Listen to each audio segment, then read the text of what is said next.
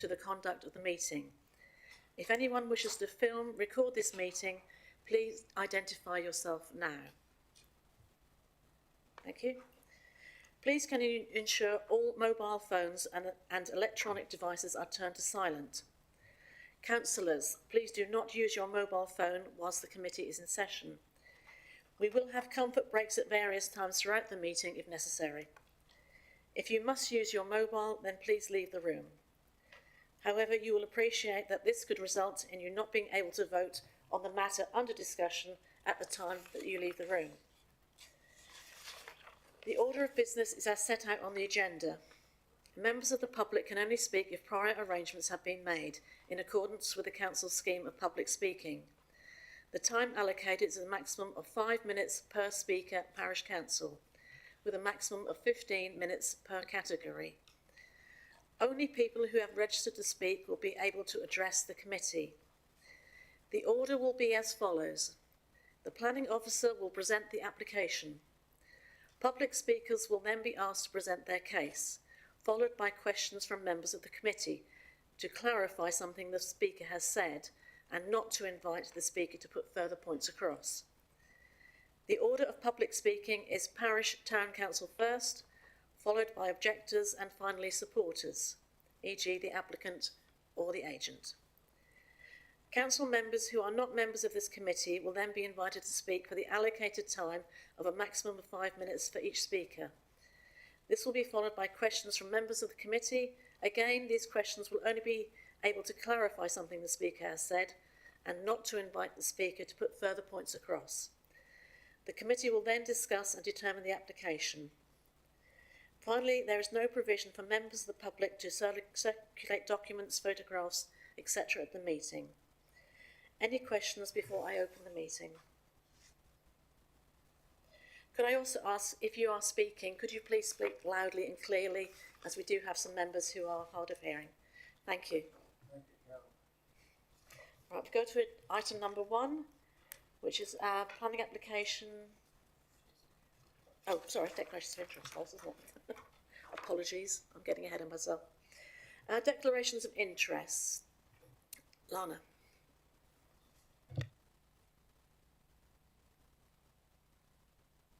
Oops, thank you, Nigel. Right, I had a disclosable pecuniary interest in the third agenda item last time, so that DPI continues to the minutes, please. So just take it as read that I won't be voting on that section of the minutes. Yes, I'd like to declare an interest in item 3 on the agenda, which is plot C, relates to plot C at Broadland Gate Business Park. I am a ward member for the ward and I have submitted views on the application. I won't be voting and will leave the room when it's discussed. I also have 2 declarations. The first one is for Taverham. I am Chair of Taverham Parish Council. I have sat in the meetings but have not not commented on the application as I'm not part of the Parish Planning Committee. The other one is item number 4. I know the applicant, not in a actually personal way, but I do know the applicant through various discussions on other things. Thank you. Do we have any apologies for absence? Thank you, Chair. We've received apologies from Councillor Vincent. Thank you. And just confirm the meetings, the planning meeting held on the 13th of September. Is everybody present who's happy with those meetings? Please show by raising your hand. Any matters arising from those minutes? No? Okay, we'll go on to applications, please. The first application is for Taverham, land off Beach Avenue. If I could invite Sam to present the application, please. Yes, this application is a full application for the demolition of existing buildings and the erection of 25 dwellings at land off Beach Avenue. So the first slide in front of you, just showing a bit of site and the context. Edged in red is the application site, which clearly is an extension to the adjacent site, which is labelled as phase 1, also being developed by Able Homes. The application to the access to the application site is via phase 1, which is shown to the east on the plan. Phase 1 is accessed via Beach Avenue, which is also shown on the plan to the southeast. Another key point to take away from the image on the screen is to note the sustainable location of the site. As you can see, it is a clear extension of the existing development. Also are the existing dwellings to the southeast, forming part of Taveram. Taveram School can be seen to the north and Langley Prep south to the south. Also to note, Wensum Valley Golf Course and Roundwood Conference Centre is just to the north. Also another point to note is the existing woodland to the south and north, making the site appear rather contained. Okay, just moving on, this is showing the allocation for the draft Greater Norwich Local Plan on the left. And on the right, what I've done is I've overlaid the allocation, which is shown in green, on the application site. This is just to show the difference between the allocation and the application site. At this point, I'd just like to remind members of the update sheet, which notes that it is expected that the proposed main modifications to the draft allocation will be reflective of the application site in front of you, by way of updating the site boundary and the proposed units to approximately 25 dwellings. The inspector raised no issue to this in the hearings that took place earlier last year. Okay, the next slide is in relation to the layout. Then, as noted, the site is accessed via phase 1, which I have highlighted in yellow on the plan. As you can see, again, this is taken from the existing internal loop road to phase 1. Noted that there is no direct access to the site from Ringland to the south. However, the existing access to property number 42 is to be retained. To the entrance of the site is the internal road, which you will note from the plan that there are 3 NCC standard bollards, where the road narrows to 3.7 metres. This is recognised to control speeds. The road then widens to 5.8 metres, and it's just noted that the road has been designed with a 20-mile-per-hour speed limit. The proposal includes 25 dwellings, 17 of which are open market and 8 are for affordable rent. This equates to 33%, which is policy compliant, and to note that 3 of the affordable are shared ownership. The affordable units are located to the site entrance. However, I do have a slide which will show this more clearly. The proposal is mainly made up of 2, 3 and 4 bed houses. However, there is also a mix of 1 and 2 flats. Note that the flats are for affordable rent, and as you can see from the plan, I've marked these to the site entrance. As stated in the report, the proposal provides policy compliant open space, and as you can see from the plan, the informal open space is largely located to the north within the existing Roundwood woodland, where a footpath is proposed to link to phase 1, and this will be known as Woodland Walk. Another thing just to note is the acoustic fencing, again marked upon the plan to plot 108, which is to the southwest corner. Again, these are just some additional plans. The plan on the left is showing the location of the affordable units in blue, and on the right is just a slide showing the heights of the buildings. The majority of the scheme is 2-storey, the garages are all single-storey, and there's just 1 unit at plot 110, which is at 1.5 storeys. So this is just some slide to show some elevations and house types, which just gives a flavour of the scheme. On the right is a plan. As you will see from the materials, and the units are consistent with the existing development to phase 1. The materials are rather contemporary. Again, this is just another slide to show the elevations, and also just to note that the affordables and the open markets, there's a 10-year blind approach. Okay, now I'll move on to just some photos of the site. The first one is a view of the existing access to phase 1.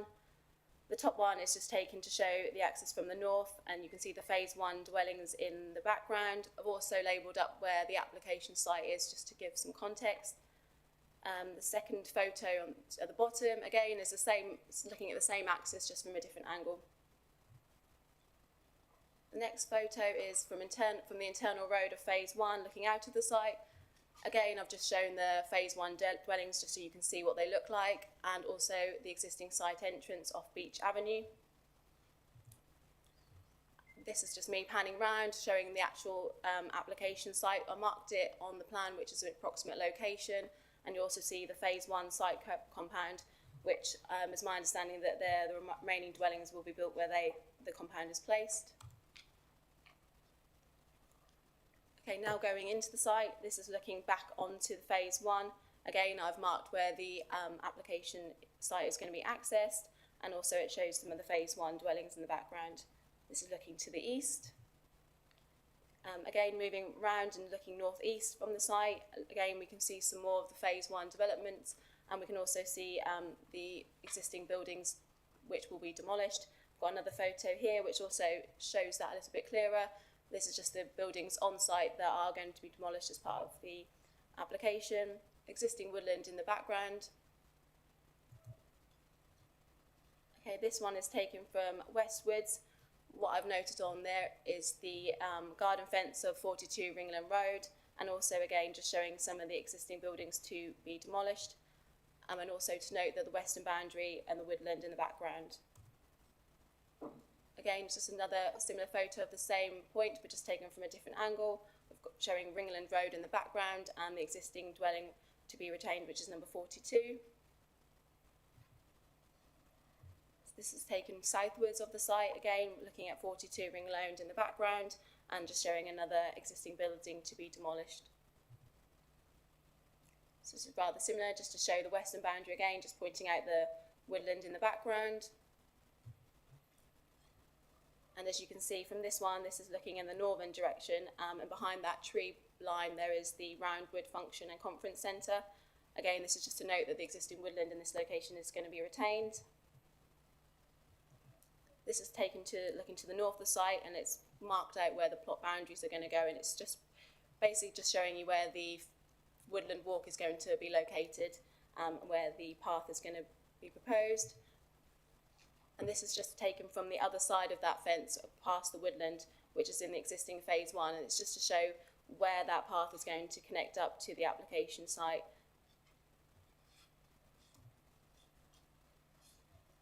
So these are some of the last photos, which are taken from Ringland Road to the south.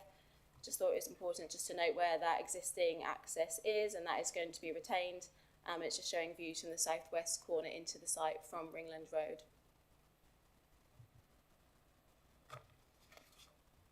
Okay, just moving on to the key issues and considerations. As we know, the site is outside the settlement boundary for Taberham. However, it is allocated in the draft Greater Norwich Local Plan, which I again remind members that the allocation is expected to be updated to reflect the application site by way of red line and proposed number of units.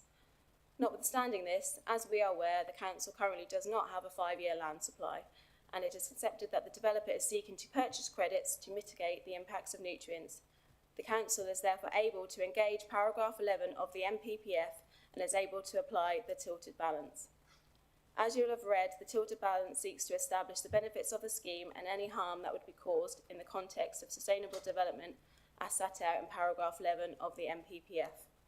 With this in mind, I will just go through key points of consideration. Starting with highway safety and access, as you have seen, the access is taken from phase 1 to the east. The Muse-type road is proposed to have designed to have a speed limit of 20 miles per hour, with shared surface roads being incorporated where possible to provide increased safety of pedestrians and cyclists. It was also noted that the road is narrow at the site entrance to reduce speed and also proposed to have 3 standard bollards. The road then widens again and also includes a pedestrian path to the south of the internal spine road. A mix of parking methods is proposed throughout the development, which includes plot driveway, garage and off-street parking. The total proposed vehicle parking spaces are 73, which provides a minimum of 2 spaces per dwelling. It is intention that the secure cycle parking will be provided within the garage.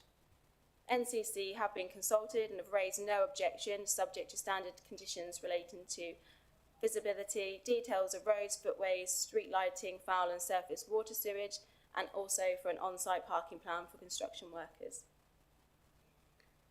Turning to amenity, as you will have read within the report, the scheme has been designed to provide sufficient separation distances to existing properties of phase 1 to the eastern perimeter of the site.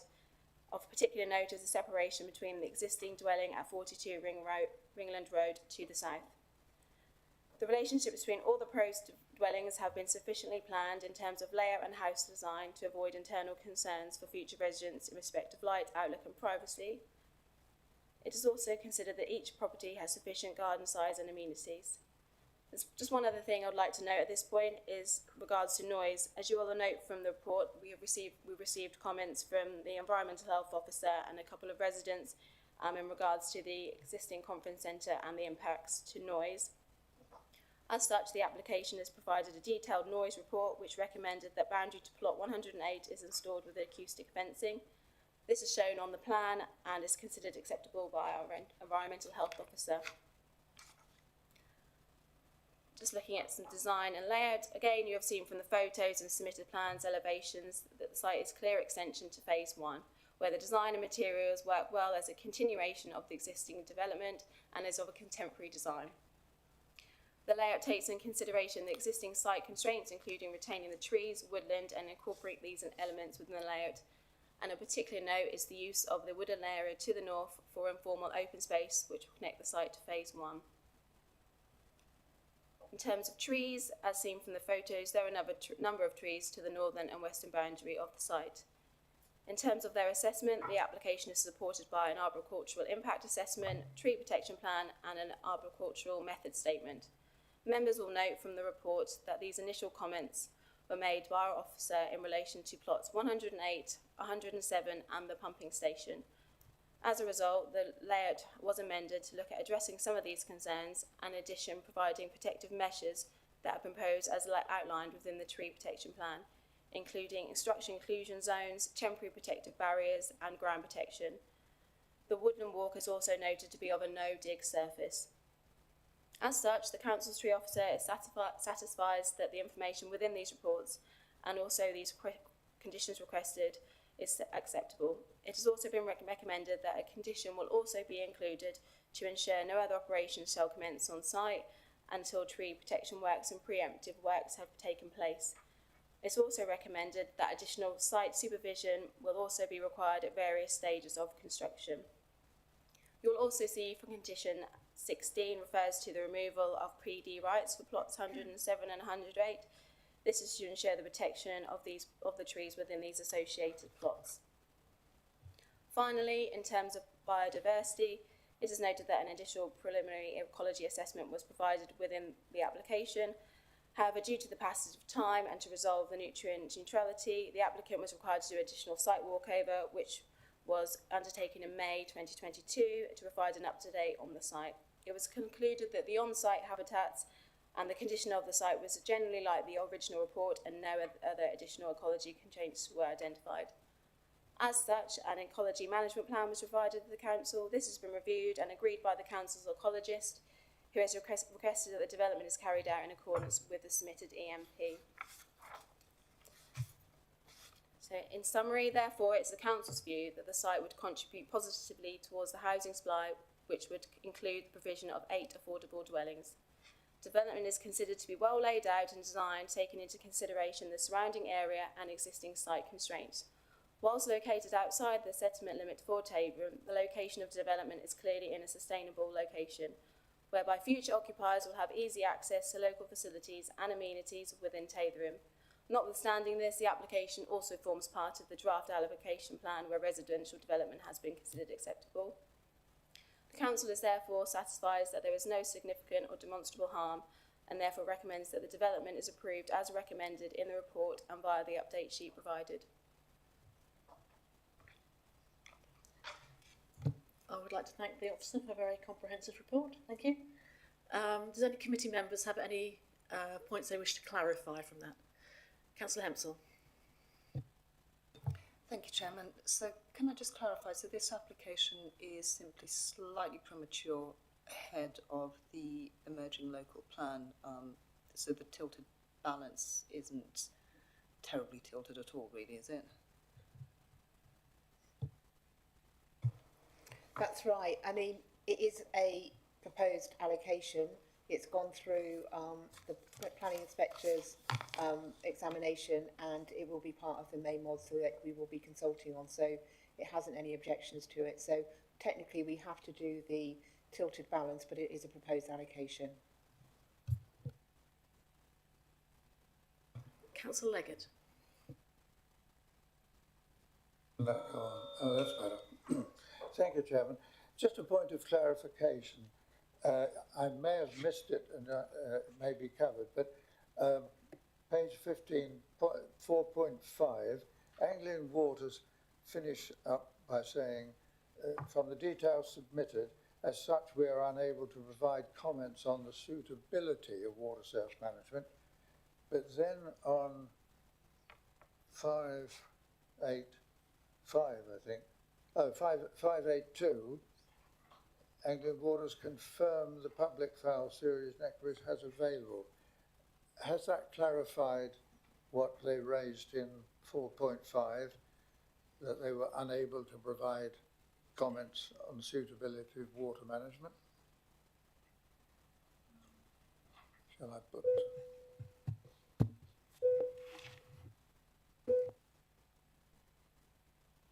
That so that they wouldn't comment rather than Anglian Water. It was, yeah. Yeah, I think it was Anglian Water have provided comments, and they have submitted a pre-planning stage to say that they could accept the connection, and I think that's coming off the phase 1 as well. It was the lead local flood authority that were unable to comment just purely because of the size area falls below their threshold.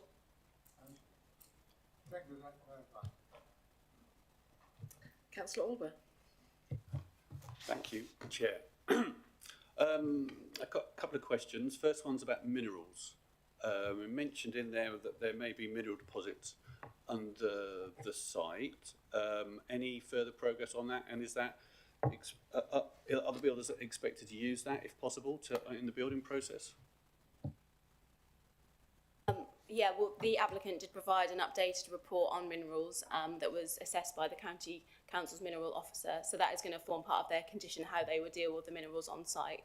So it will form as a compliance plan where they've set out different measures and a method to how they will deal with the minerals on site.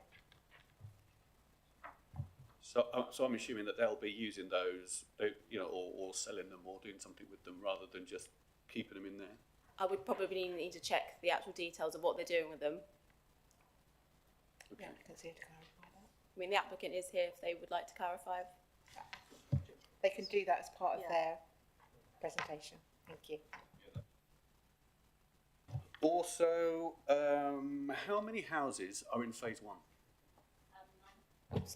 93. 93, okay. Anybody else got any questions? Okay, I'd like to invite Paul Grice. Would you like to come forward, Paul, and just come to the public speaking seat? Thank you. As we have no objectors, we'll go straight to supporters. Thank you. Mr. Grice, you have 5 minutes.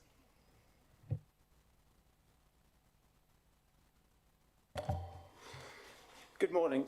For those who don't know me, I'm Paul Grice, Managing Director of Able Homes. I'm here this morning to speak in support of your officer's recommendation of approval for our Phase 2 application at Torsham Park, Taverham, which seeks to deliver a further 25 energy-efficient new homes. I don't propose to cover the same points that the planning officer has already made, other than to reaffirm the site is allocated within the emerging GNLP and is supported by Taverham Parish Council, with whom we've worked very closely throughout our time developing Torsham Park. There have been no local objections to our application, and there are no objections from any technical consultees. Our scheme looks to bring forward a further 25 energy-efficient new homes alongside Torsham Park, which is an award-winning development. All our homes are built to an EPC A rating and incorporate PV panels, triple glazing, air source heat pumps and electric car charging points as standard. The scheme also will deliver a policy-compliant level of affordable homes, fully complies with the policies within the Greater Norwich Local Plan. I'm happy to answer any further questions that the committee may have. In relation to the point in relation to the minerals, we look to utilise what we can on site as part of the development. Anything that is excavated is then taken off site and used elsewhere. Thank you. Thank you. Lana, would you like to ask a question? Thank you, Chairman. Do all the affordable homes include all of those amazing features that you just mentioned? They include some, depending on the housing association that we build with, depending on their specification that they put forward. So certainly the electric car charging points will be included, high levels of insulation, triple glazing, etc. The PV panels is largely down to a conversation with the housing association with whom we're working. I think I was probably specifically thinking about the air source heat pumps, which are a much more affordable way of heating homes, and those in conjunction with the PV panels would actually make it an awful lot easier for people who are already struggling financially to afford living in their homes. Yes, the air source heat pumps are standard across all tenures. Does anybody else have any questions? Hi. What provisions have you included in your plans for cycling and cycle routes? So cycling routes from Torsham Park as a whole have already been established. So we enhance what already goes down Beach Avenue as part of phase 1. Obviously phase 2 abuts phase 1, so obviously there is a link back through into phase 1 and then onward to the wider network. Do the footpaths, are they proposed to connect in to the golf club footpath behind there? Is there any connection there, or is that completely separate? So there's no direct link onto the golf course itself. As part of phase 1, we've delivered a large amount of public open space, which is a large amount of woodland. There's an existing walkway through there, and then there's an additional walkway coming through from phase 2, which will link through that. So effectively, we'll tie in the whole site together by way of that informal footpath. And is there a trim? You mentioned a trim track there. Is that still planned to go ahead? It is, yeah. That will be formed as part of that open space provision. So that will line alongside the woodland walk footway, so form part of that overall amenity value. Do any other members of the committee have any questions for Mr. Norgrice? No? Okay, thank you. If you'd like to return to your seat, we'll go into general discussion. Anybody first? Can I just ask a general question? And it's probably history, so being a new councillor, I don't quite know, but why wasn't this considered as part of the first phase? Why was it not considered as a whole package rather than splitting it up into little packages like we've got here?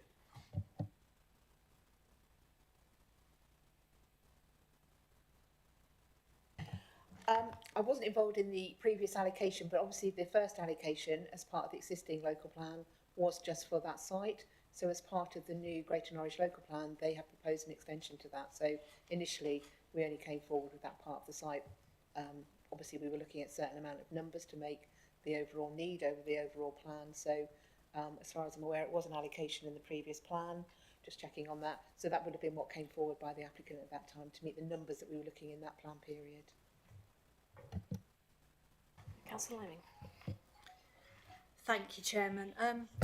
When I initially looked at these plans, my main concerns were that it was outside the development boundary for the current local plan, and there was expansion into green space allocated as countryside.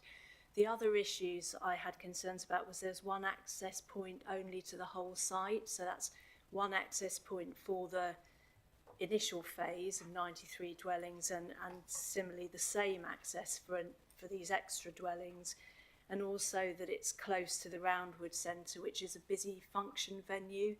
But having looked at all of the details, I'm reassured that the site is in the GNLP and the plan will be updated to incorporate it to be 25 dwellings instead of 12, so no concerns were raised by the inspectors, so I'm happy with that. I see it supported by Taver and PC, and it's really good to see the developers work very closely with the parish council, and it's supported as well by the district councillors, so that's very positive. It also fits in with the Taver and neighbourhood plan. I recognise Broadland at the moment doesn't have a deliberate 5-year supply, of deliverable sites. So I'd suggest that this application will provide much needed housing, and it's really good to see that there's going to be 33% of affordable dwellings as part of the plans. I gather that highways seem to be happy with the plan, so the single point of access doesn't seem to be an issue for highways, and there are a range of conditions in place that make the development and the design satisfactory. So on balance, I feel this could be supported. Thank you. Thank you. Very well said. Councillor Hempsell. Thank you, Chairman. I mostly, I mean, it's a lovely development, and yes, it is in the emerging local plan. I'm still disappointed that the affordable houses are not assured to have PVs, because, as I said, these are people who are already struggling financially, and to be hit with that resource inequality from the start, I feel is deeply unfair. But I don't know how. I mean, obviously this application has gone as far as it has done. I don't really understand how that situation could be remedied. It just doesn't seem right. I think that's in negotiation with the housing provider, isn't it? They are exceptional houses. I've been there. The design is very exceptional, and all the environmental mitigations for those houses is fantastic, I think. So I'm quite happy to support this proposal. Can we go straight to? You need somebody to move the recommendation. I can just come back on the requirement for renewable energy on the scheme as a whole. There is a requirement under policy to make 10% as a whole. The scheme does meet that. So in planning terms, we can't insist any more measures than that. But clearly, you know, I am aware that some housing associations do put solar panels. The key is that the development as a whole, as far as our policy is concerned, do meet that renewable energy of 10%, which as a whole the scheme does. Councillor Hempsell. I'm happy to move the recommendation, but I really would like my disappointment noted that the affordable element isn't assured to have the PV panels. Thank you. Thank you. Do you have a seconder? Councillor Orban, thank you. All those in favour of the application, please raise your hand. That's unanimous. Thank you very much. Mr Legrasse, you may leave if you wish to, or you can carry on.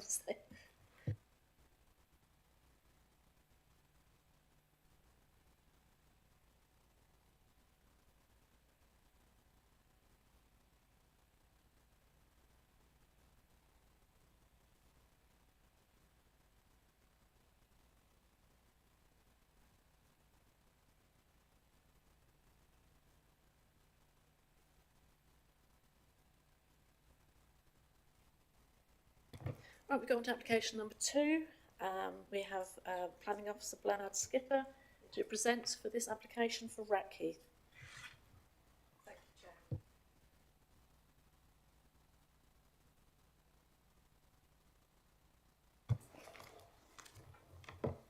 Chair. This is an outline application with all matters reserved except access for up to 300 dwellings with associated open space and also employment land on land east of Roxham Road, Rackheath. So the site is 18 hectares in area, and it's bounded by Muck Lane to the north and by the existing Rackheath employment area to the south. This site also forms part of a much larger allocation within the Gross Triangle Area Action Plan. That's allocation GT16, which is marked on this plan. It's shown brown hatched. It also should be noticed that the majority of this allocated site is also the subject of a separate outline planning application for residential-led mixed-use development, which is currently also being considered by this council. This slide zooms in on the northern section of the GT16 allocation, which shows the application site highlighted in orange and sitting just above the Rackheath employment area to the south. Now, this application is in outline except for access, but the applicants have submitted an indicative plan here which shows how new development could be laid out on the site. The first thing to note is an existing substantial tree belt which cuts across the site, marked in green here. So this layout indicates residential development to the west of the tree belt and employment development to the east. The employment development would total around 4.4 hectares. You can also see that access would be provided to the site from a new roundabout on Roxham Road on the western boundary. The layout also shows a main access road running west-east through the site, which would provide connection into the wider GT16 site on the eastern site boundary. And the other thing to note on this plan is an emergency vehicle access, which is proposed on the northern site boundary with Muck Lane. This shows further detail of the proposed roundabout on Roxham Road. And also, as this application has been brought forward separately from the wider GT16 site, the applicant also proposes off-site highway improvements in the form of upgrading of shared cycle footpath provision along Roxham Road and Green Lane West to provide access to existing services. The applicant has actually put together this composite plan for committee today to show the extent of those off-site highway improvements. And now some photographs of the site. This is a view south along Roxham Road, which shows the Muck Lane junction marked, and beyond that is the front boundary of the application site, which is enclosed by hedgerow. Then moving down Roxham Road, this is a view directly east into Muck Lane to show the boundary trees that there are along Muck Lane at that point. Now changing direction, this is looking north along Roxham Road. So the application site's on the right-hand side, again enclosed by substantial hedge. So this would be looking towards the site of the proposed roundabout access. And now looking into the site, this is a view from Muck Lane, looking southwest across to the Roxham Road. So this would be the area proposed for residential development, and you can see the existing tree belt on the left of the picture. And then just changing direction slightly, we're looking directly south towards Rackheath Employment Area with the tree belt on the right, and this is the area that would be proposed for the employment. And then this is just a wider view across the site, looking southwest towards Roxham Road. And now moving on to Muck Lane itself, this is a view from the eastern corner of the application site, looking west along Muck Lane towards the Roxham Road. You can see the character of the lane at this point, with intermittent areas with tree and hedgerow cover and some clear areas. And then moving further along Muck Lane again to show the open nature of the lane at this point, an existing passing place. And then this is a view, we're right up now at the western end of Muck Lane, looking directly onto the junction with Roxham Road, and you can see how the character of the lane has changed. It's more enclosed by boundary trees.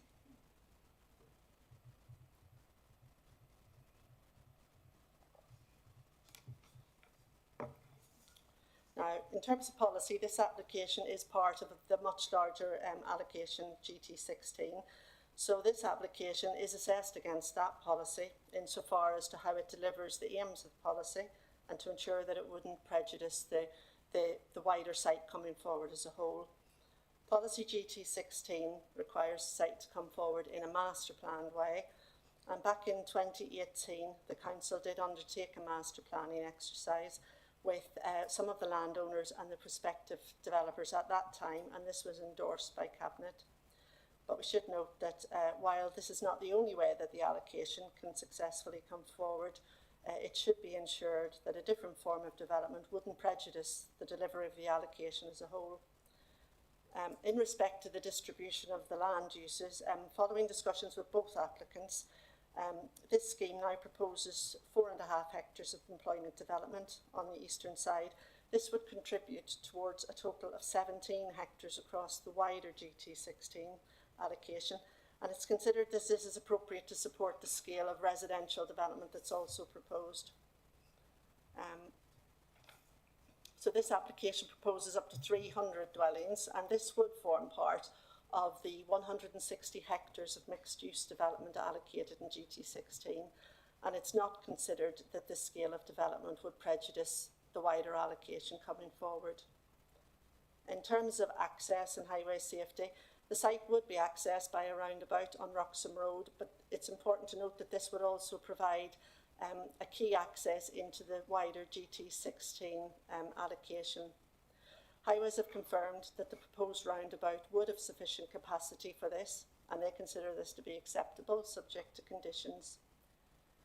The access road through the site would also have to be sufficient for this purpose, and it would have to be delivered up to the eastern site boundary to ensure that the roads provided by two different developers can connect and provide access into the wider allocation. So it's recommended that this should be secured through a 106 agreement, which would include a trigger for its delivery. And at least until the wider GT16 development comes forward, a temporary emergency vehicle access is required to serve this proposed development. Following discussions with Highways, it's proposed to provide this on the northern boundary in Muck Lane. So the details of this would come forward as part of a Reserve Matters application. And it will require detailed consideration of any impacts on existing trees and hedgerows along this boundary.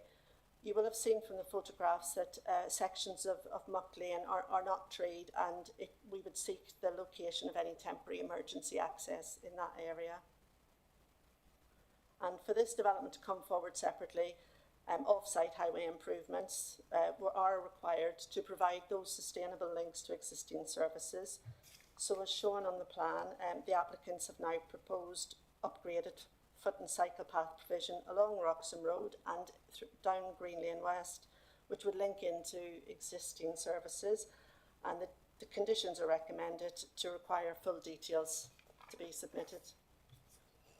In terms of landscape impact, it's important to remember that this site would be seen in the context of a much larger development to the north and to the east, and also in the context of the existing employment area to the south.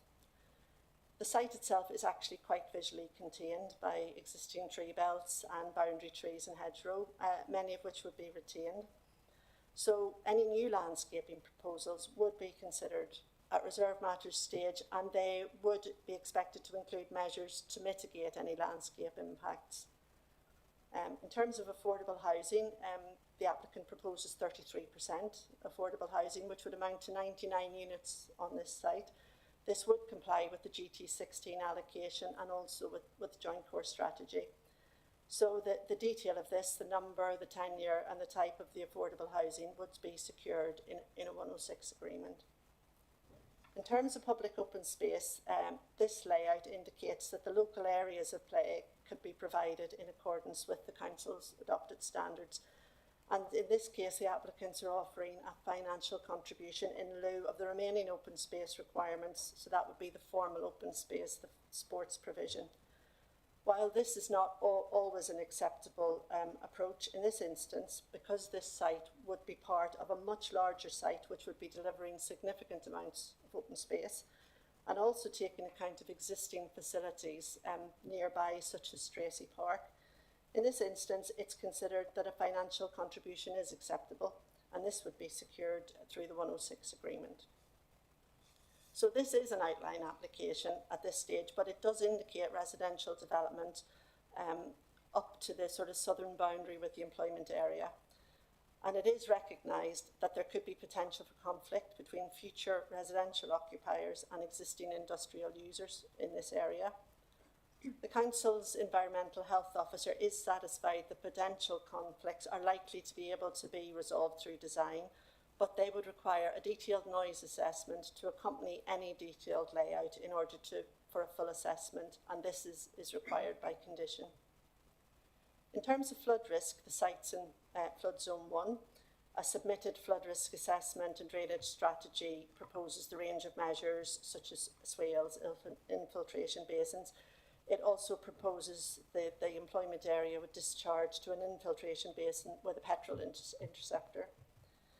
The lead local flood authority is satisfied that the applicant has demonstrated that a viable drainage strategy can be achieved, and the details of this would be required by condition.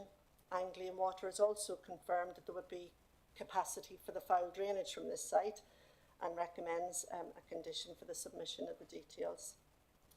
In terms of ecology, an ecological appraisal was submitted which proposes biodiversity sort of enhancements which would be secured by condition.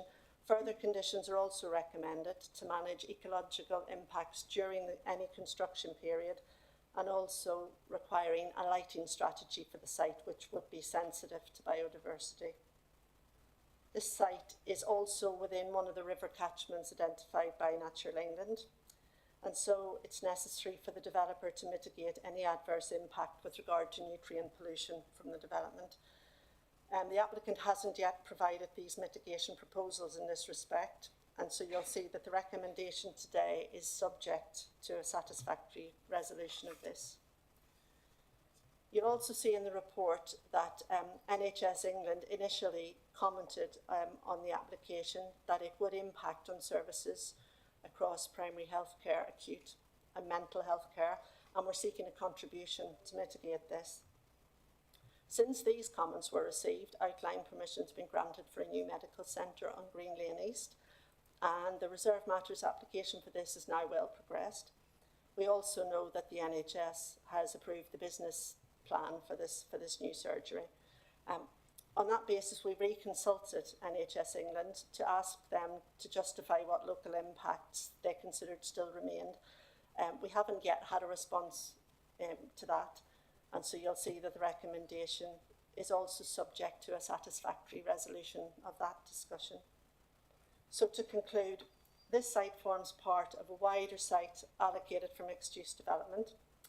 It's considered that the differences between the council endorsed master plan and this application in relation to the quantum of and the location of employment development have been resolved, subject to the conditions listed.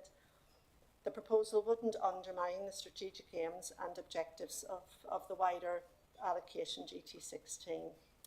So on that basis, the recommendation is to authorise the Assistant Director of Planning to approve, subject to a Section 106 agreement and the conditions as listed and any others that the officers consider are necessary, and also resolving the following key issues. So it's a satisfactory solution to the need for the emergency access on Muck Lane.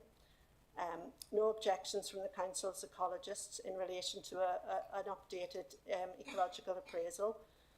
That we're happy there's sufficient mitigation in respect of nutrient neutrality and GIRAMs to enable the council to positively conclude a habitats regulation assessment, and, as I've just mentioned, to resolve any planning issues arising from any further comments received from NHS England.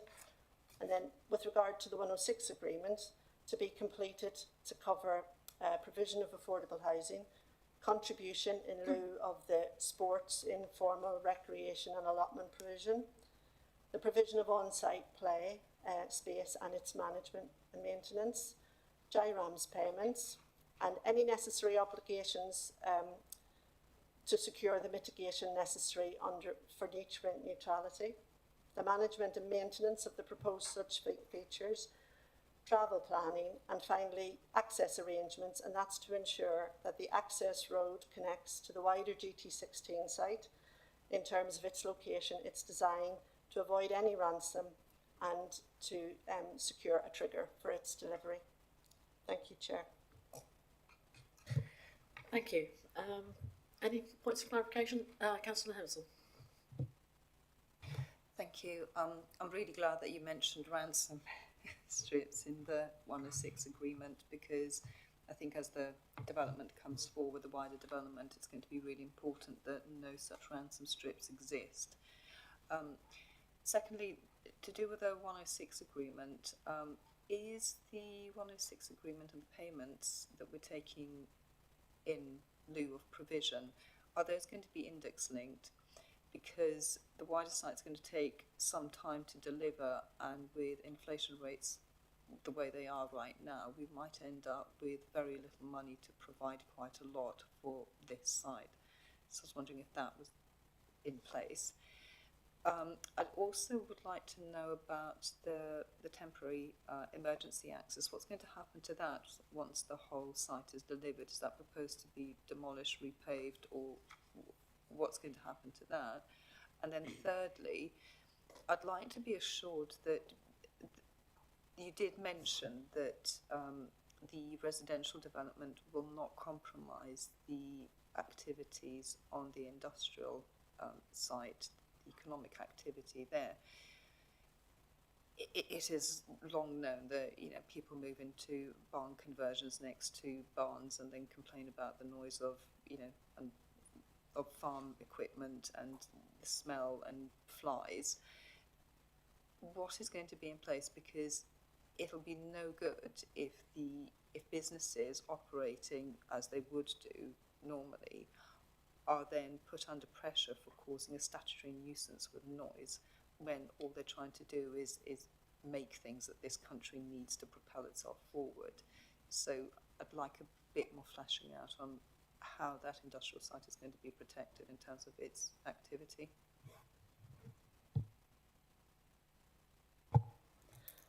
Firstly, your comment about the contributions, yes, they would be index linked. In terms of the temporary emergency access, I mean, this is an outline application only, so we don't have those details before us. They'd be required as part of a reserve matters application. I did say it was a temporary emergency access until such times as the wider GT16 site comes forward.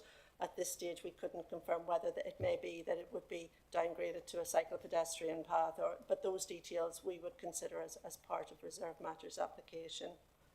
Then with regard to the potential for conflict, if you like, between the occupiers on the residential occupiers on the southern boundary, an initial noise assessment was submitted as part of this outline.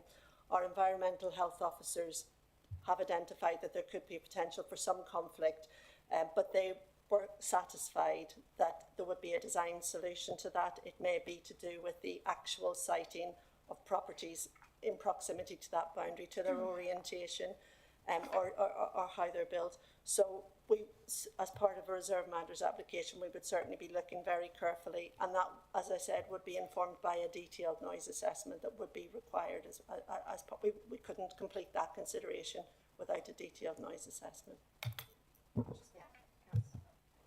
Can I just come back? Because I guess my question is that those units are rented, leased, etc., and have a current use in them. They could be vacated in the near future and replaced with a much more noise-intensive manufacturing unit, and that within the current provisions of what the industrial site is allowed to do should and ought to be able to take place. I would be concerned if a noise assessment based on the current usage wouldn't take into consideration the maximum noise output of the industrial estate when it comes to mitigation. Yeah, I think we would expect any detailed noise assessment to take account of any permitted use that could be carried on to the south of the residential development. So we would have to take that into account. Thank you. Councillor Orber first. Thank you, Chair. There's a lot to deal with in this application, I think. Can we start by, because it's an outline application, so what are we actually basing a decision on here? What can we consider? What can't we consider?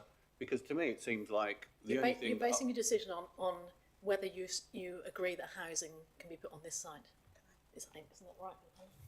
Just to clarify, the plan you see on your screen at the moment is indicative, so how that looks is not what we would be expecting in a reserve matter, because as part of Blanner's presentation and covered in the report is that we know there does need to be protection measures, in particular to the employment proposed and the existing to the south.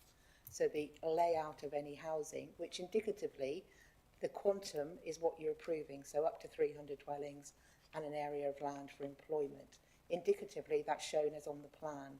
We've already highlighted within the report that the access road through there needs to be designed to meet the required standard, but also look appropriate and also protect amenity. So that, how that green space is looking like it's either side of that road going through on that probably isn't the solution that we will be looking for as part of the reserved matters. We have control over the reserved matters to make sure all those impacts that Councillor Hempsall has already mentioned, relating to protecting amenity and also protection of existing businesses so they can operate as permitted, will also have to be dealt with in that reserved matters in detail. So what you are approving today is ensuring that the wider site can come forward without being prejudiced, which we are satisfied that that can be done, up to 300 dwellings and up to, I think it's 4.4 hectares of employment area. The only point that is being asked to be approved at this point is the access and the design of that roundabout. And that's quite key to make sure that can be delivered within the highway and make the required highway standards. So the only thing that's fixed at the moment that you would be granting consent for is the access. Everything else within the site, other than those quantum and mix of development with all of those conditions, is what you are then agreeing. Thank you very much. That's what I thought, but it's just nice to put it in perspective. So there are a lot of issues. One of the problems that I have with this is that we're considering a little portion of this site and not the whole site. And I consider that we really should be looking at this outline plan of permission for the whole thing rather than just this section, because it's very hard to assess this little section because we don't really know what's going on in the wider area. So this road that's going through there, we've no idea how much traffic is likely to go through there eventually, and whether or not the road leading into the roundabout is going to be wide enough, because you're going to have a lot of businesses going through here as well. So there's a lot of uncertainty, I would say, around this. What can you say to reassure us that we can make these decisions?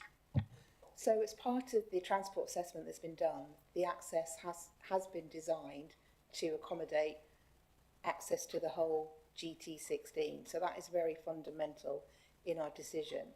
I can let Blanard probably explain a bit more detail, but we actually, because we have the other application in, we are securing and making sure they can be developed out, and that's also covered in the report, which is really important that the access point goes to the edge of this site, which is in separate ownership, to the site as a whole. So we will have a master plan, or securing a master plan for the whole site that talks to each other, that doesn't prejudice each of the sites coming forward. So we are satisfied that in policy terms we have something that will work as a whole to that site, and through 106 agreements to ensure the access does deliver through this site to the other site is not prejudiced anyway, because that is really important and a really important element of the Section 106 that we have to make sure is achieved, because we don't want the wider site to be landlocked. What we've been looking at is ensuring the quantum and mix of housing and employment kind of works in ratio, if you like, to the rest of the allocated site and what is coming forward on that. So in our view, it is actually acceptable in policy terms in GT16. I don't know if Blanard wants to just raise any more on how highways have looked at it, but certainly highways are looking at it as a whole. They're also commenting on the other application. Where there's separate ownership in sites, we can't insist one application comes forward, but we need to make sure each site is policy compliant and works as a whole. And we're satisfied that with this layout and indicative layout that we've got with the quantum will work with those controls we've got in place. Dad? That's right, because we also have an outline application for the remainder of the GT16 site.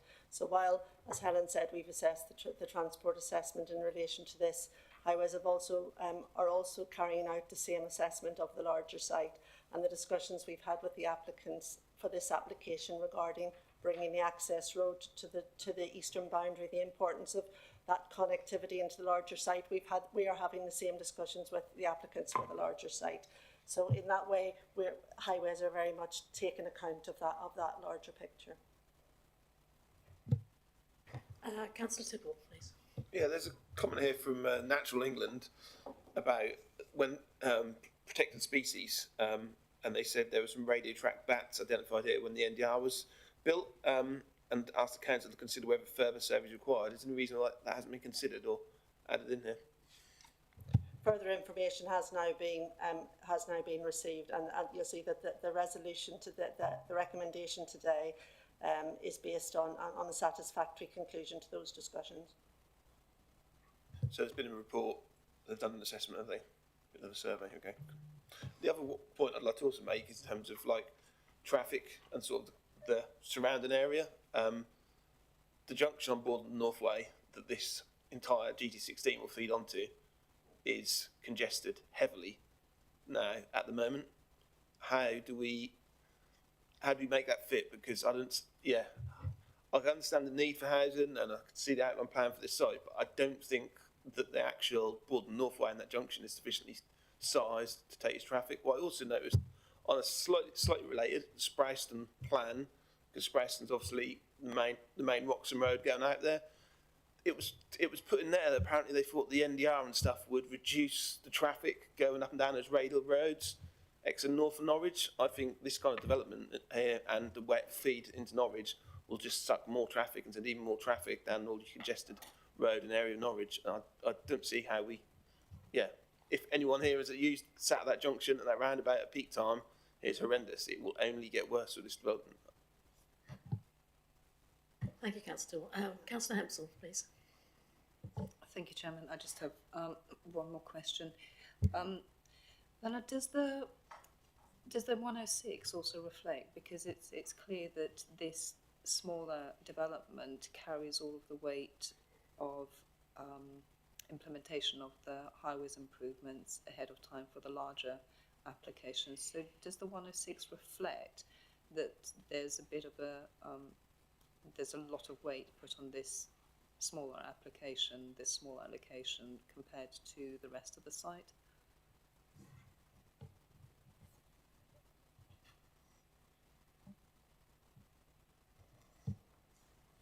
What's required on this application, obviously, to make this application acceptable in highway terms, these measures are needed.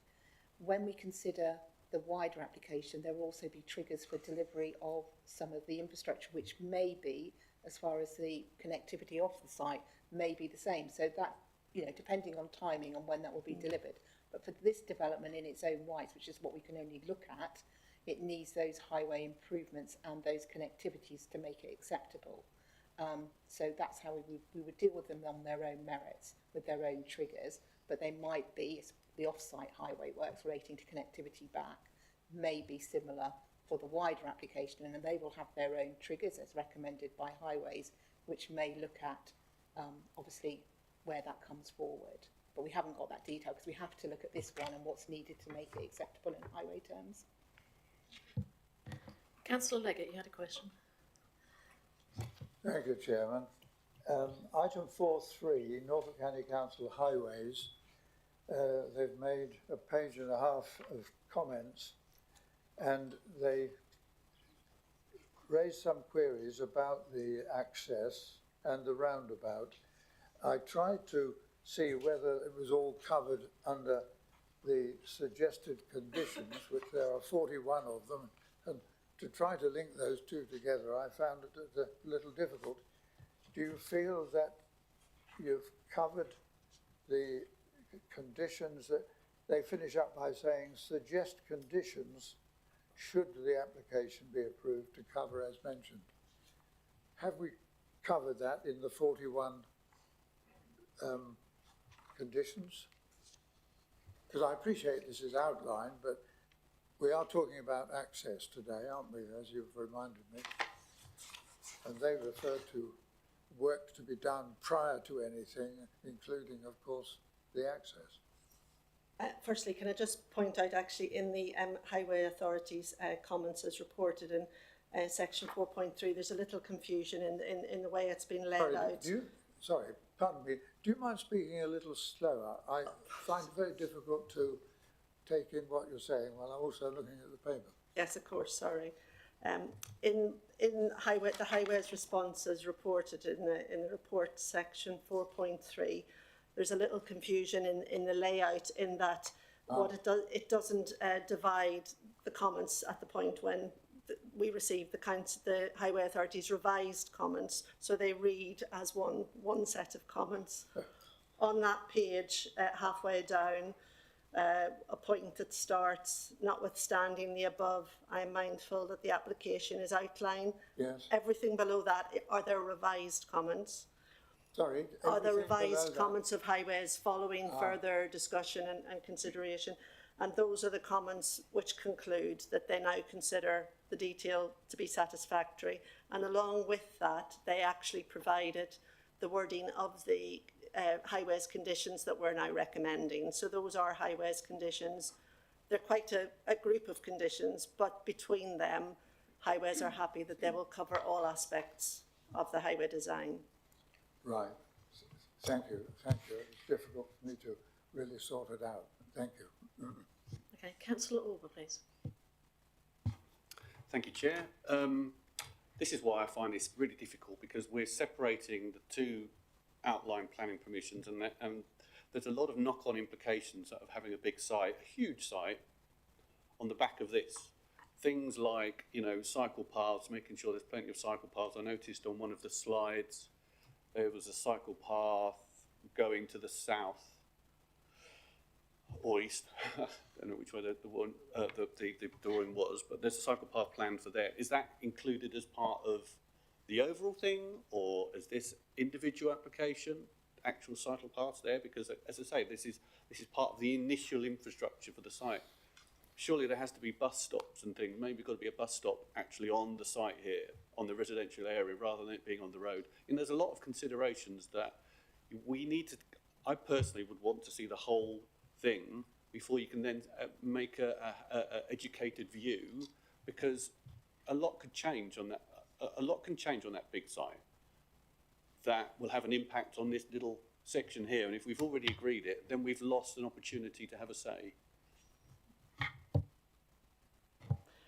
The highway and off-site highway improvements that we showed on the slide, as Helen said, are what is considered necessary in order to make this proposal acceptable in highway terms. But as I said, at the same time, because we're looking at both applications together, we have an opportunity to see the proposed connectivity from, through into the larger site, and obviously with the connecting access road, that would be expected to provide full segregated cycle footpath connectivity into the wider site.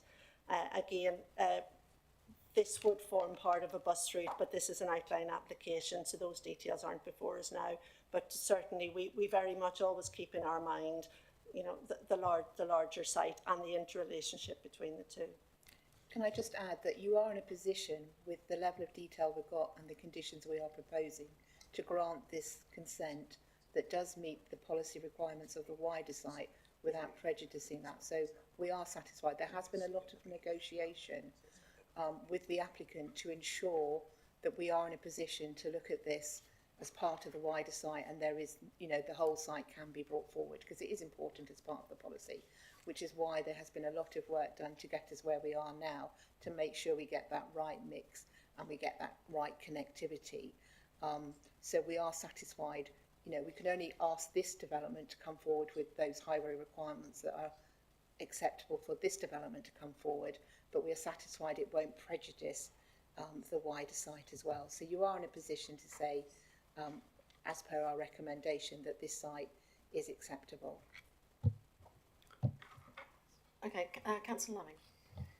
Yes, having looked at the wider potential plans for the Taylor Wimpey site, it looked to me as though this 300 house development won't be far from the proposed integral sewage treatment plant, which will be just off Roxham Road. Could you give me an indication of the distance we're talking about from the house that's going to be nearest to that treatment plant, please?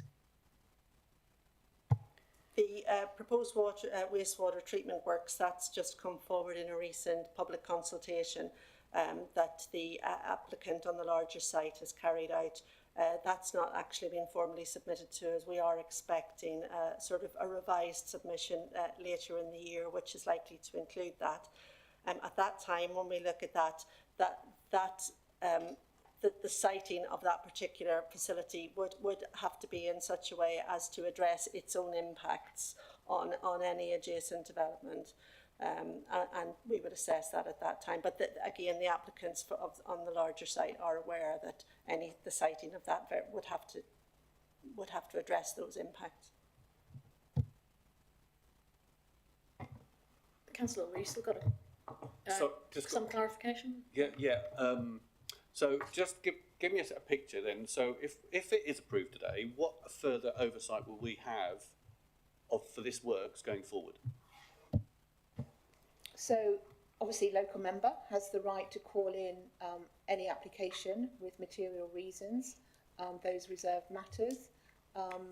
So, you know, that would be the right to have that come into committee. So there is still that control that the committee would see those 4 reserved matters, or they could be delegated. I would expect them to come back to committee, but we can't obviously definitely say that will be the case.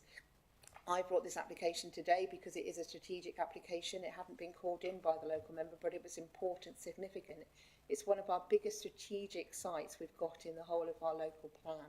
And it's really important that this, you know, it's really important that we get it right, which is why it's taken a long while for this application to come in a position where we as officers can recommend that coming forward. For such a long while, we haven't had any schemes come forward on this allocation. And obviously we've got 2 applications in at the moment, which in our opinion do meet the policy requirements, having the need to look at them on their own merits. So this application needs to meet those policy requirements, because although we've got another application coming forward, we don't know when that will be coming forward, we don't know how that will be negotiated out, because there will be a completely new submission. So we're looking at this application on its own merits, but making sure it fits in with that wider allocation. So yes, the reserved matters and all that detail could come back to this committee, but obviously that will be dependent on how that may or may not be called in and whether it's policy compliant at that time. But yes, there is obviously that control, if you like, that we still have, and making sure the design, the layout, the connectivity, everything we've said in our report that needs to be resolved, there's further work that needs to be done on assessing its impacts on adjacent occupiers, if you like, and where those are situated, needs to be taken into account, which is the same on every application. So although we haven't got it in its entirety, we are considering it to make sure it fits in with that policy. Okay, I'll take a last question for Councillor Tibble, please. Yeah, on the 2018 master plan, this entire site should have been employment area. So how do we know where? So the size of the employment area is shrinking. Obviously, the majority of it is now housing. With the rest of the larger area, so GT16, so the other applicant, do we know where that new employment area will go, or are we losing employment area space to housing, or is there going to be an offset, or is it going to be taken up on the rest of the GT16? So as the report details, it was an indicative master plan that the council were trying to bring forward to unlock, if you like, this site coming forward, because not much was happening on that. That wasn't endorsed by the local planning authority, although it was endorsed by the council, which is slightly different.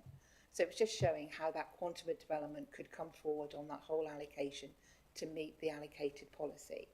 The policy in our local plan does not actually say where that employment has to be. So although that first, if you like, indicative layout showed that quantum of development, it wasn't actually what the local plan policy said. So what we've done and what we tried to cover in the report is that we need to ensure the quantum of development on the whole site comes forward, and we need to look at that. So we couldn't say certainly all of this had to be necessarily employment if the rest of the site was going to come forward with that quantum of mix. I think we've highlighted in the report that actually it's looking like the potential amount of employment across the whole site might be short of what was required in the policy, but actually, given the need for housing and the mix we're coming forward, that probably mix is okay. So what we try to secure is that this site, which originally came forward with no employment, did have a quantum of employment on its site to make sure we weren't losing that employment, if you like, ratio across the whole site. So it's really important that for us that we didn't see this site just being all residential, and it had that quantum of employment as well coming forward. And that's, that is the difficulties when you've got different ownerships in sites and how they come forward. So we are satisfied with the quantum that's come forward on this element is acceptable. So to keep GT16 in policy, that might mean a slightly increased amount of employment area in the remaining space to take up for the loss in space in this area. I think what we'll also take into account in the wider GT16 is the combined employment area that's being provided between the two sites, and also the quite significant employment that would be generated through the local services, high school, primary schools and local facilities. And on balance, as a whole, it's considered that is an acceptable level of employment that continues to comply with GT16 overall. Okay, I'm going to go to public speaking, please. If I could ask the agent, Greg Pearce, to come forward, please.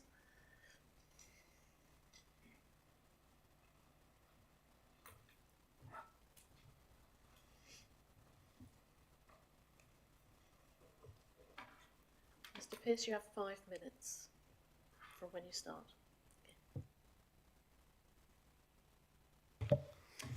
Thank you for the opportunity to speak. My name is Greg Pearce. I'm from David Lock Associates, the agent for this application.